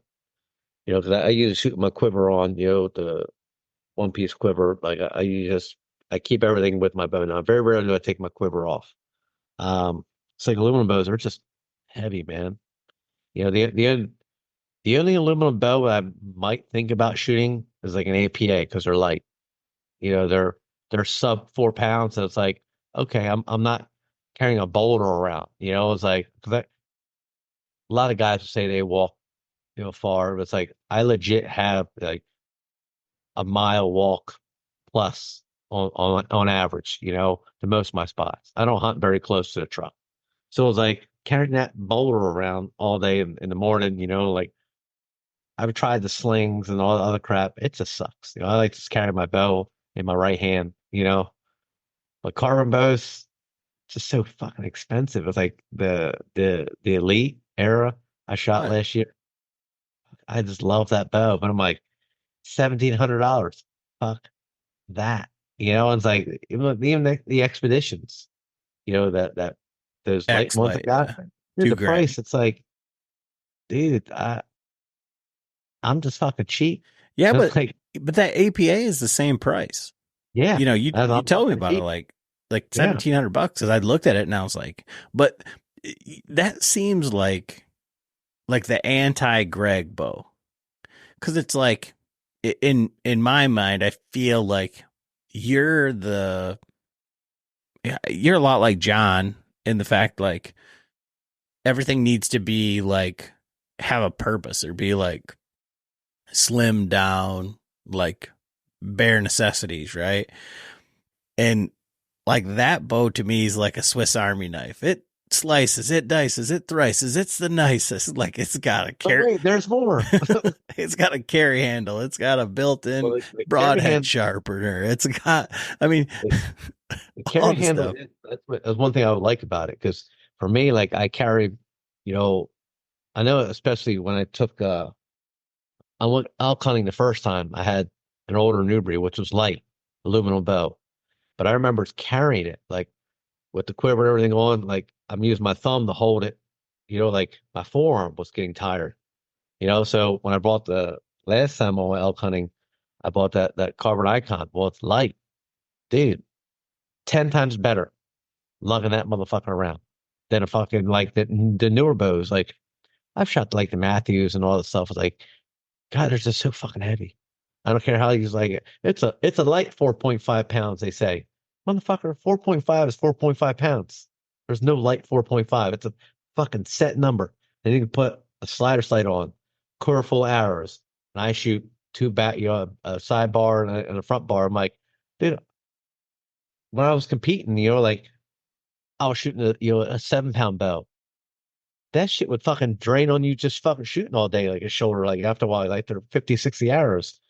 But imagine lugging that fucking thing and around the mountains. And I'm like, yeah, man, like that just seems counterproductive. Nice, a heavy bow stable, sure. I won't be able to carry the motherfucker first, But like all the stuff that's on there, it's like, oh, it's got a tool for this, a tool for this, a tool for this, and like I understand like it, but it's just like that doesn't seem like something that would be like you'd be like, what the fuck do I need this for? well, yeah, the sharpener, I don't give a fuck about that. Taking the things off, but like the carry handle and the can tool, like because like I mean I've done that with, I've done that here, stick an arrow, and a PSC thing, just loosen up the tie peep on real quick, I've done it on the range, like, here, give me your bow, boop, boop, it's like lift up, put an arrow in there, 2 arrows in each thing, and hold it for a second, you can slide the peep down and take it out, and it's like, well, you're not sliding the peep down, under tension and fucking your string up. Like that's that the handle on that thing is nice, but like I said, the price, I look at that, it's like, fuck, that's a lot of money. It's like, and I thought I'm not poor by any means. It's like I have money, but it's like I buy that new bow. Oh, I gotta buy new stabilizers. I gotta buy a new rest and do this. So that 2 grand turns into like 3,200. And I'm like, for 3,200, I'm going on like a hunt trip somewhere. It's like, to me, that's like, or I'll take my family on vacation, something way cooler than a bow, and I could probably have shops help me out, but it feels good to be in a space where it's like, yeah, I kind of do what I want, I don't want to be tied down to too many uh things in the hunting space, So You it's still like want it to be football. fun. Yeah, like bows, like I I want to be able to shoot whatever I want. Maybe if I like a shop, I could probably maybe finagle something with a shop. But even that's like now I need to do certain things for that shop, and it's like if I need money, I'll just work a few Sundays, like kind of that's my mindset. And having I mean, I would love to have a whole stable full of bows again. I mean, I used to have like 5 bows all set up. Now I got two. And it's like, well, they're good. Right. And I've been shooting that Carbon Zion, I think, for the last 4 years. And I'm in the same way. Like, it shoots just fine. Like, it's got, all the best stuff on it. I mean, I could get something just strictly for vanity, Yeah. but I would rather just carry it out. I mean, the thing is just like beat to shit and it's all Yeah. rusty and all sorts of stuff, but Yeah. it still I hunt shoots salt good. marsh. Like, well, I hunt the marsh lot, salt marsh. I'm setting the bow down like it beats your bow up, reeds and the brackish water. You're always falling down and getting and it's just having like, oh, I got a $2,000 bow plus all accessories. I would never take it to marsh because I'm like, nope. So it's like, or it's like the Carbon Icon. There's basic bow. There's no fancy anything. It's like it's a well built, solid bow. And it's like, and I can shoot it pretty good. It likes it. 70 pounds don't feel like 70 pounds. It's like I got. I mean, the average gun now they're like 525 grains. I never did shoot a deer with it last year. I mean, I did shoot. I didn't find them, but it's like it shoots it good. And it's good enough speed. It's a 264 or two or something. Playing fast enough for me, man. Yeah. Yeah. Well, all right, man. But like bow sponsorships is tough. I know, like I said, when New Breed, I was messing with them. It was like they were nice to deal with. They send me the bows and they send me cool shit to use. But now it's like, I mean, Athens is gone now. It's like there's not many smaller boat companies out there. Or it's like if I give my money to someone, it's like Matthews don't need my money. Nice bows. Maybe if I was competing, I'd buy a higher end bow because it does help. For hunting, let's be real. How many deer am I shooting at 70 yards? None. Like I'm 20 yards. Like my average shot is sub 20 on whitetails. So it's like shot one at 42. I think one at 35 or 38. Most are 20 and under. Do I really need a $2,000 bow and a $500 sight and a $200 rest and all that shit to shoot 20 yards? Probably not. Well, you said like, oh, if I was competing, a more expensive bow would help. And Yeah. we just finished up, or we just built them bows yesterday. And it's funny to see John's reaction, like shooting them side by side, because he likes the Bear grip better. Yep. And then he's like, it holds really good. He likes a draw cycle on the Matthews, but he's shooting a V3X. So, I mean, Yep. Yeah, it makes sense. But like he was saying, and like we got to do a video on it, like him actually shooting him, because he was just shooting him like through paper. Yeah. But he's like, because of the way that the Matthews limbs, because the riser so long and the limbs are so short, Yeah. and they peel in, he's like, because the Bear bow stays bigger, Yeah. he's like, there's less wobble in it. Like it's like shooting a longer bow. It's like shooting more like a target bow. It's a lot more stable. And he's like, I need to figure out something with that Matthews grip, because he's using like the UV grip on his other bow. And he's like, out of the box, he's like, I hate the Matthews grip. Like, so that's not a direct riser. There's a plastic or something grip on that. Yeah. Yeah. I know Tim Gillingham has grips that he's making, I think, for the Matthews bows now. Yeah.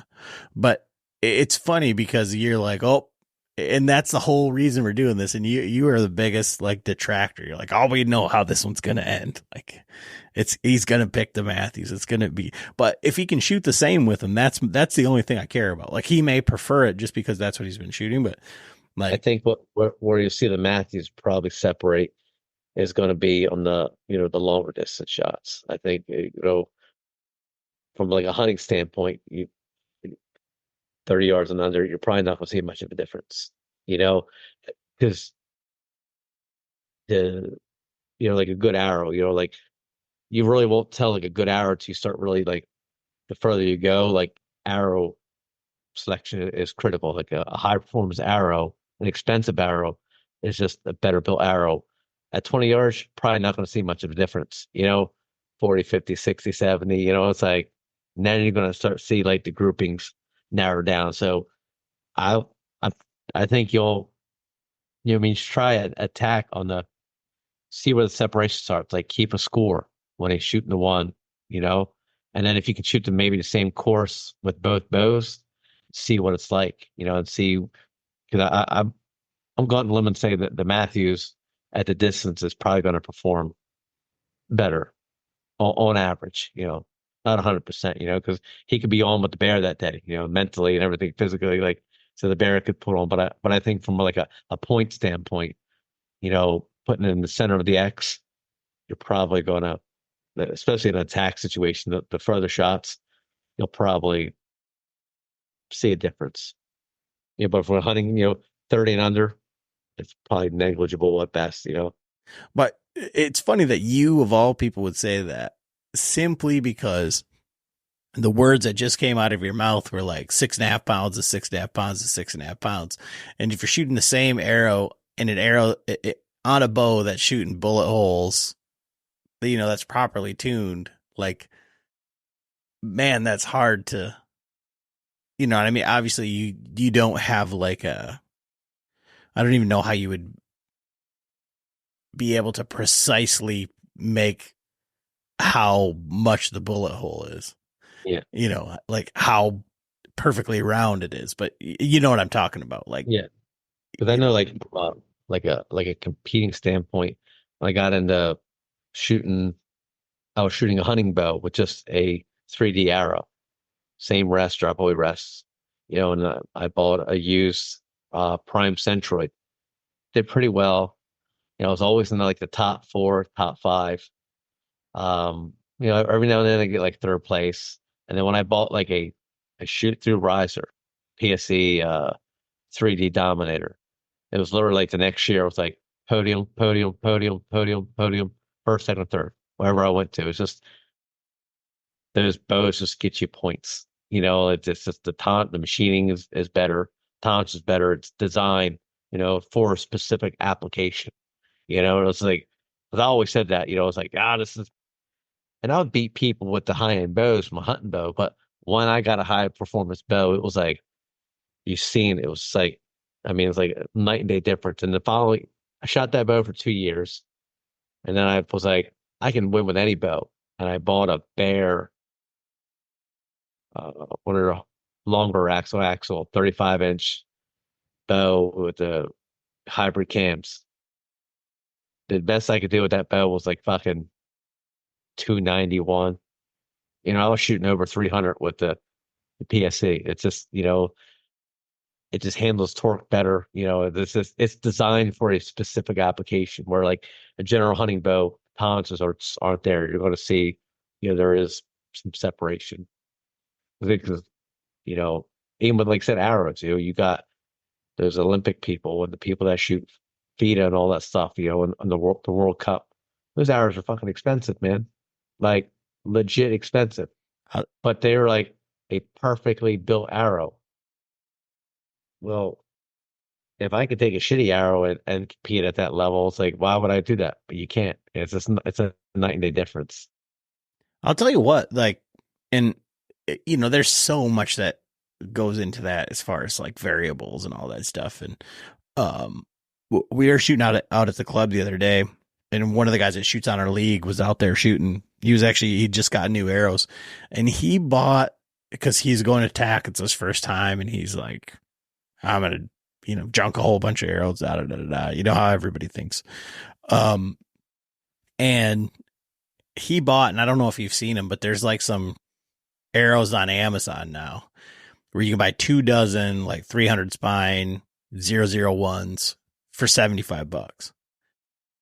And so I'm not sure if one of our guys in the Patreon group has them. I know that he had mentioned them, but this guy bought them, and he was out there shooting them. And I mean, we were shooting at, I mean, he was laying them in the dot at 80.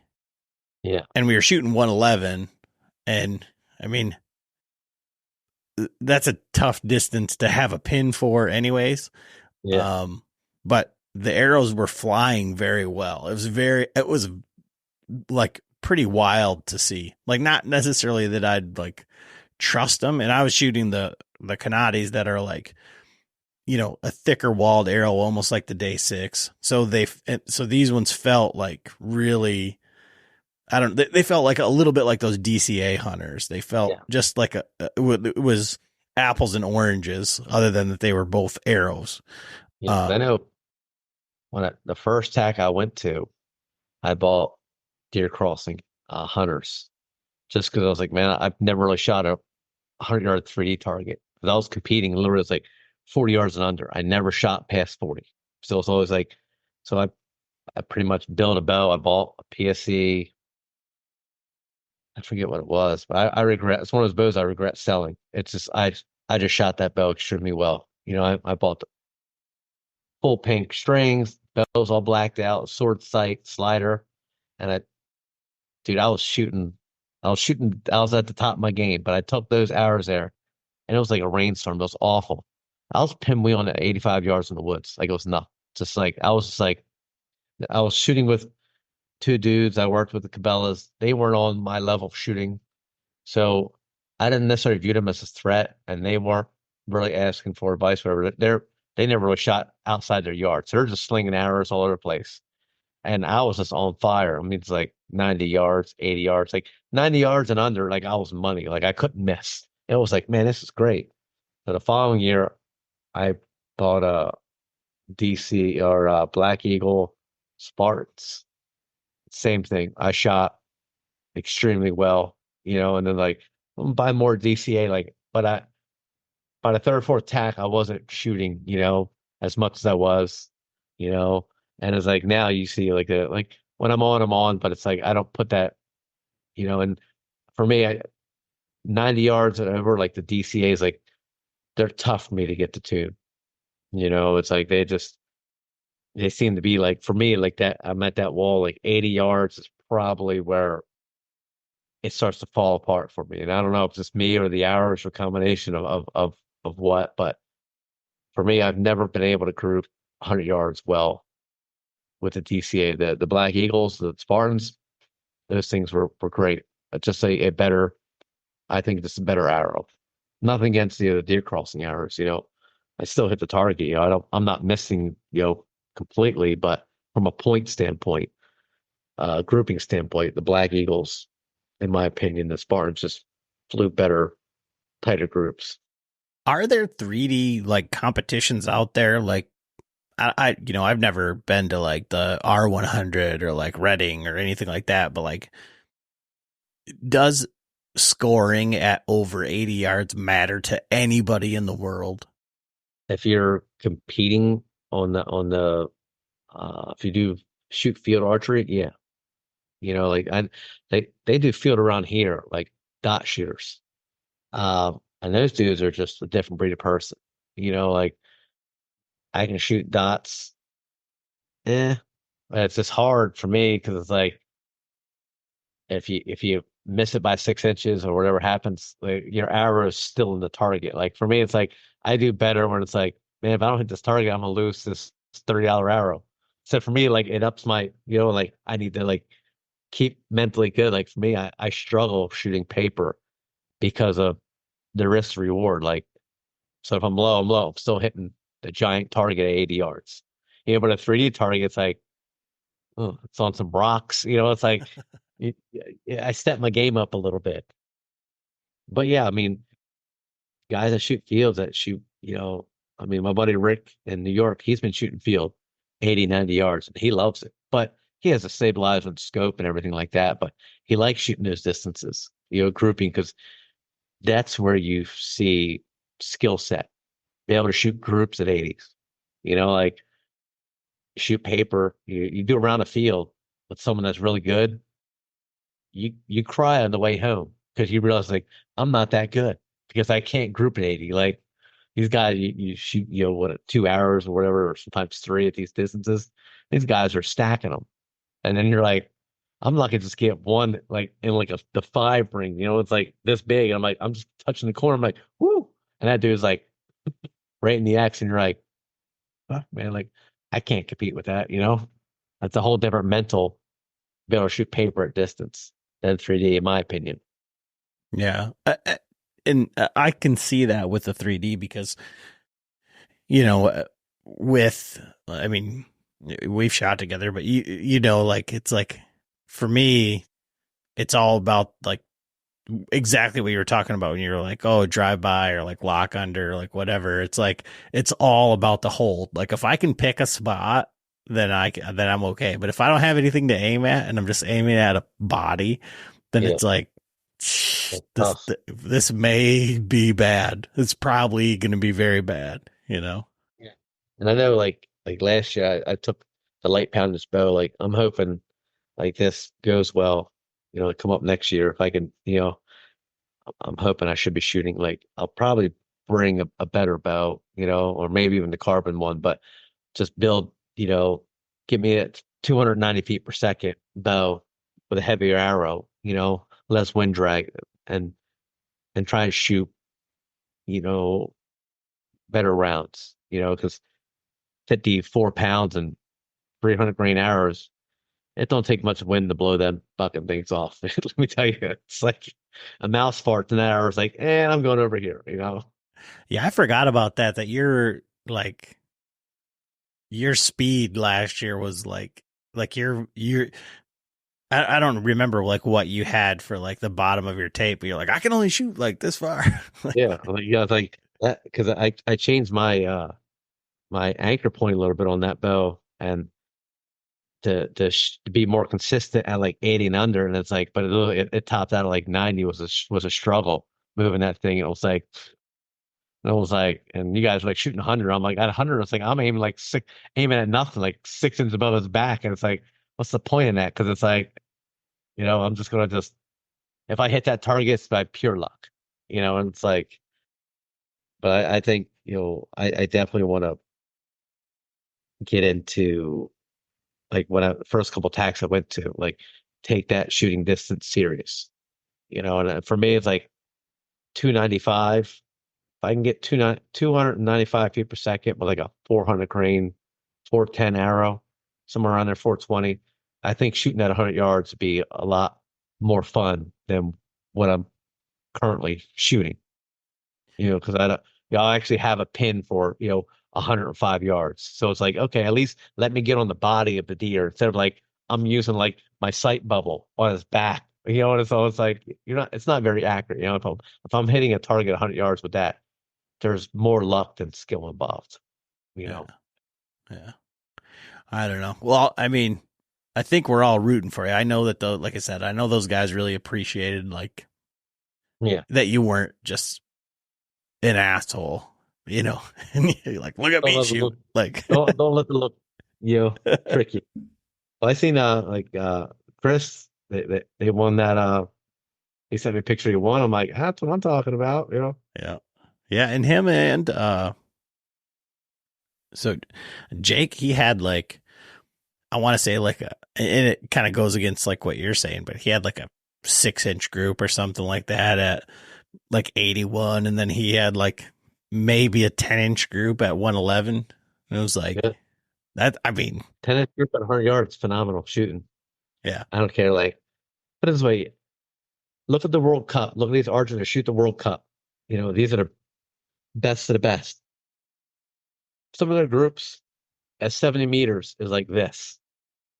So it's like, these are literally the best archers in the world, you know, like, because they get dealing with the wind and a lot of variables and like, but it's like, they're shooting like, they're all over that, you know, thing. And it's like, these dudes literally have the best equipment. So you hear these guys like, I'm shooting 1-inch groups at 80. Well, if you were, you would be getting paid professionally to shoot a bow. So shut the fuck up. Because 1-inch groups, 2-inch groups at 80, best archers in the world struggle to do that. I mean, these guys are like, they shoot fucking 100, 200 hours a day, 300 hours every day. If you can do that, go get paid to do it. Because trust me, if I can shoot 2-inch groups at 80, I sure as hell wouldn't be working for UPS.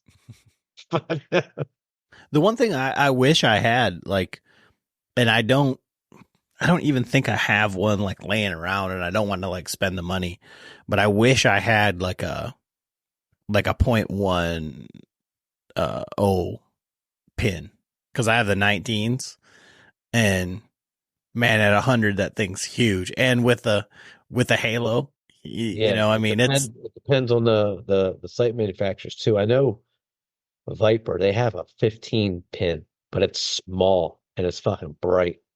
I remember when I was competing, a guy had a Viper sight, and they just came out with a 15 pin, and it was like, dude, that is like, he had like the light on it, and I'm like, dude, that is like the perfect fucking size for big enough at distance where you can see it, you know, where it's like 19s, especially from you know, it's a good hunting pin, but you're trying to like really dial it in. Like 19 could be a bit much at distance, especially on a bright day with the certain fibers, the way the light's going. You know, it's like that could turn. You know, your 19 pin looks like a 30 pin. You know, and then same token, like a 10 pin. You know, you need a light on it. You know, like blues. I love shooting blue pins, but man, you just burn through batteries. You got to keep. It's so intense. You know, it's like every round, like every 2 days, you're putting new batteries in your sight. I'm like, that's just, you know, specifically light for that. I'm like, that's just like, it's not feasible for the hunting space. You know, like I see that the UV Ultra View, the new scope that came out, the lighted scope and all that stuff, and the guys that is burning 4 batteries like every week shooting it. I'm like, that's just like, seems like a lot to me, man. Like, like that's a whole lot of batteries. I'll tell you what, that freaking, I mean, that ETAC sight I got, or the light I have, like those are super expensive, but that thing is freaking badass. Like I've had it for, I think 2 years now, and I've never charged it, like ever. Like because I got one right before I stopped, like right before my daughter was born. I bought Spy Hog on my 3D bow, and I bought pens. I have red, like, because my eyes, like red, I see very well, even in light or, you know, and dark targets, like it. And I bought like a nice sight, light, and all that stuff. And then I bought like I had a bunch of red pins and blue pins, and the red pins were nice, but the sight was like rechargeable. But I was like, if you left it on, it was like halfway through the, you know, if you had to turn off every target, like it would fucking die out. And so I got these pins I can't fucking see. You pull up, you're like, rechargeable light. I'm like, this is fucking dumb. Cause it's like, I didn't have like a USB port, like to charge it. And I'm like, just give me like some batteries. But then it's like, then I look at when I had the batteries, and it's like, you're trying to like put these little batteries in, like drop them on the ground. And I'm like, there's just, you got to be ready. Like in that space, if I ever get back in that space, like I'll be a lot more prepared, you know, to shoot that type of stuff. Dude, that ETAC is like, it's like a computer. Like it shuts off if it doesn't move and you can set that to 10 seconds, 5 seconds, whatever. And then you just pick it up and it turns back on.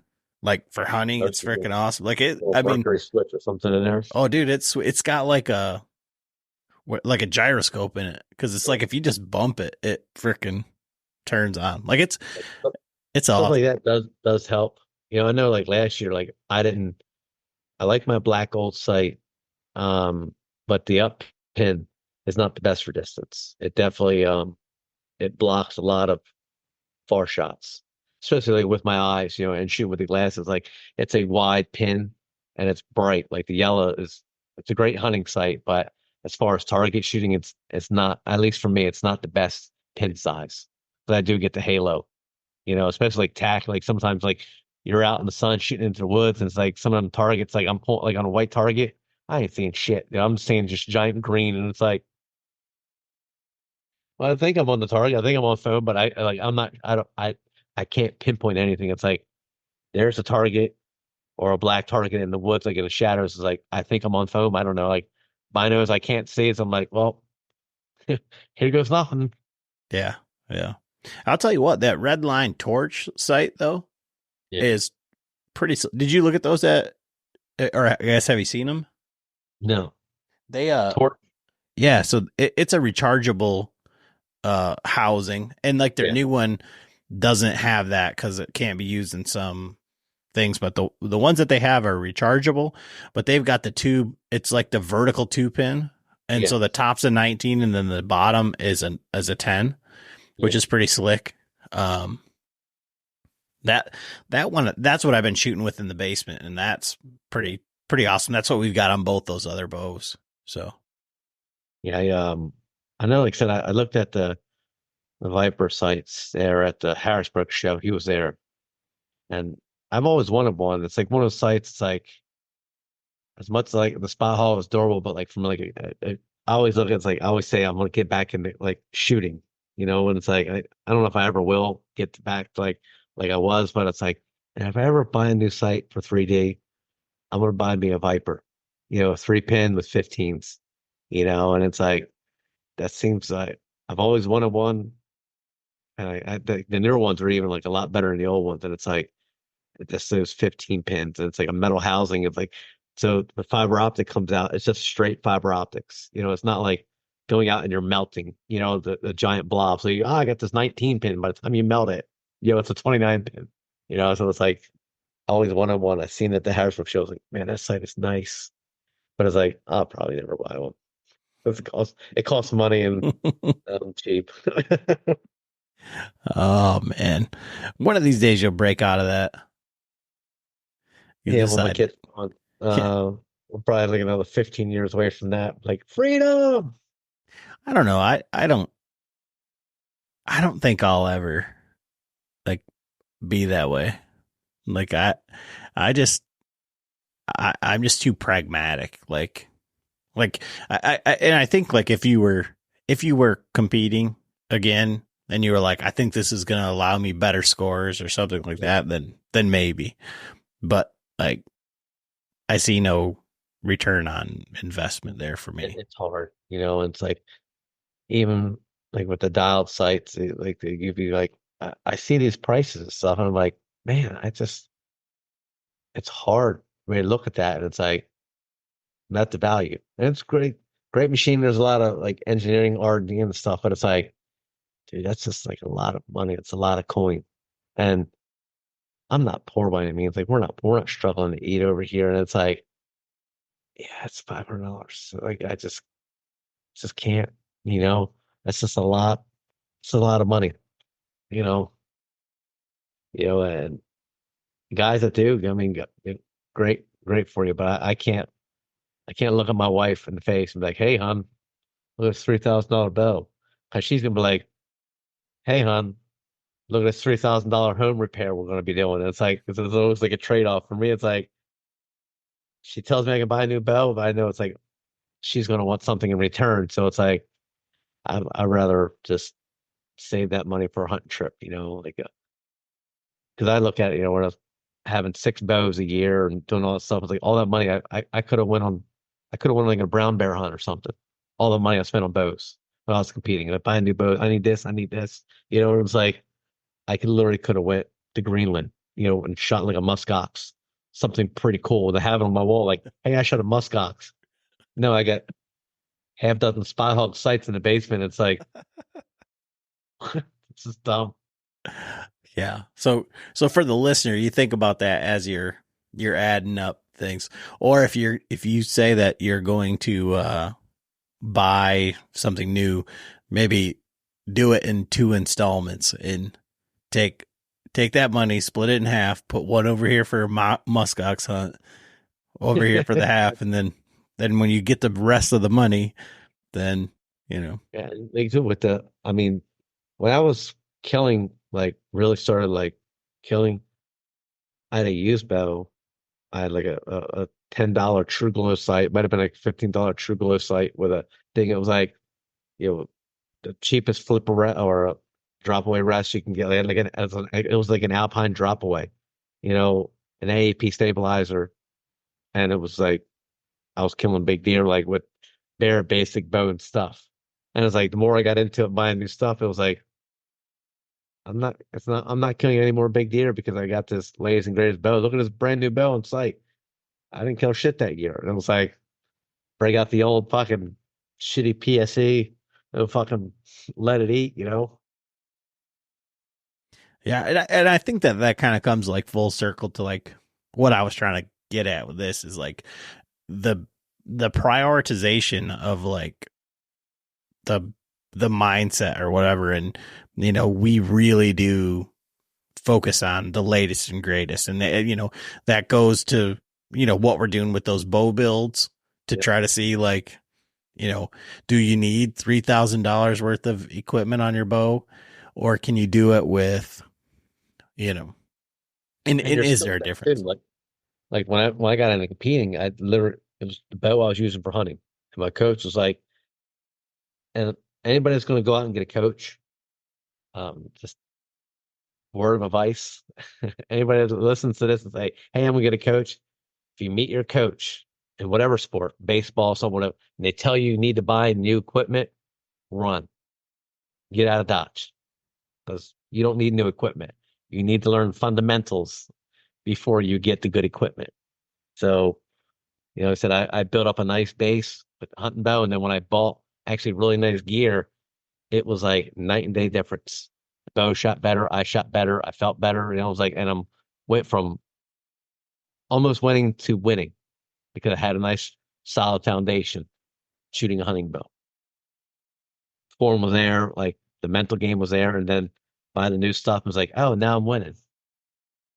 I feel like that's like all mental. Like now you felt like you belonged there. There was no imposter syndrome because look at my bow now, and I'm gonna beat you. Instead of like the old Greg who's like, I can't win with this thing, but I'm gonna get close. Well, I always say, the best analogy I ever had was like, if you put a Formula One driver, put me in an F1 car, and you put a Formula One driver in a standard car, he's going to outdrive me. It's not the car. It's the fucking person behind the wheel. And so like, you can give me the latest and greatest bow. If your form is shit, well, you're going to be shit. That's just how, a new bow is not going to make you a better killer or shoot better X's. You're better off spending $2,000 on coaching. That's going to pay off in the long haul versus a new bow every year. Well, I think we can leave them with that, Greg. Little tidbit. Well, I appreciate it, man, and man. I really do hope that everything works out and you're shooting arrows with your arms and not your mouth. Come August. But so if anybody wants to follow along or they haven't figured you out yet, or they want to donate to your muskox hunt, where can they find you? Just search my name. It'll pop up. Greg Litzinger or Bowhunter Team. What do the cool kids say? Google me. You'll find out. Google me, bitch. Or go see him at the PA TAC. He'll be in the Latitude booth. Ask him for some stickers. Yeah. He'll be chasing moments. Yeah. Chasing comments. All right. It says, write your goals down and keep them. All right, man. Have a good one. All right. Yeah.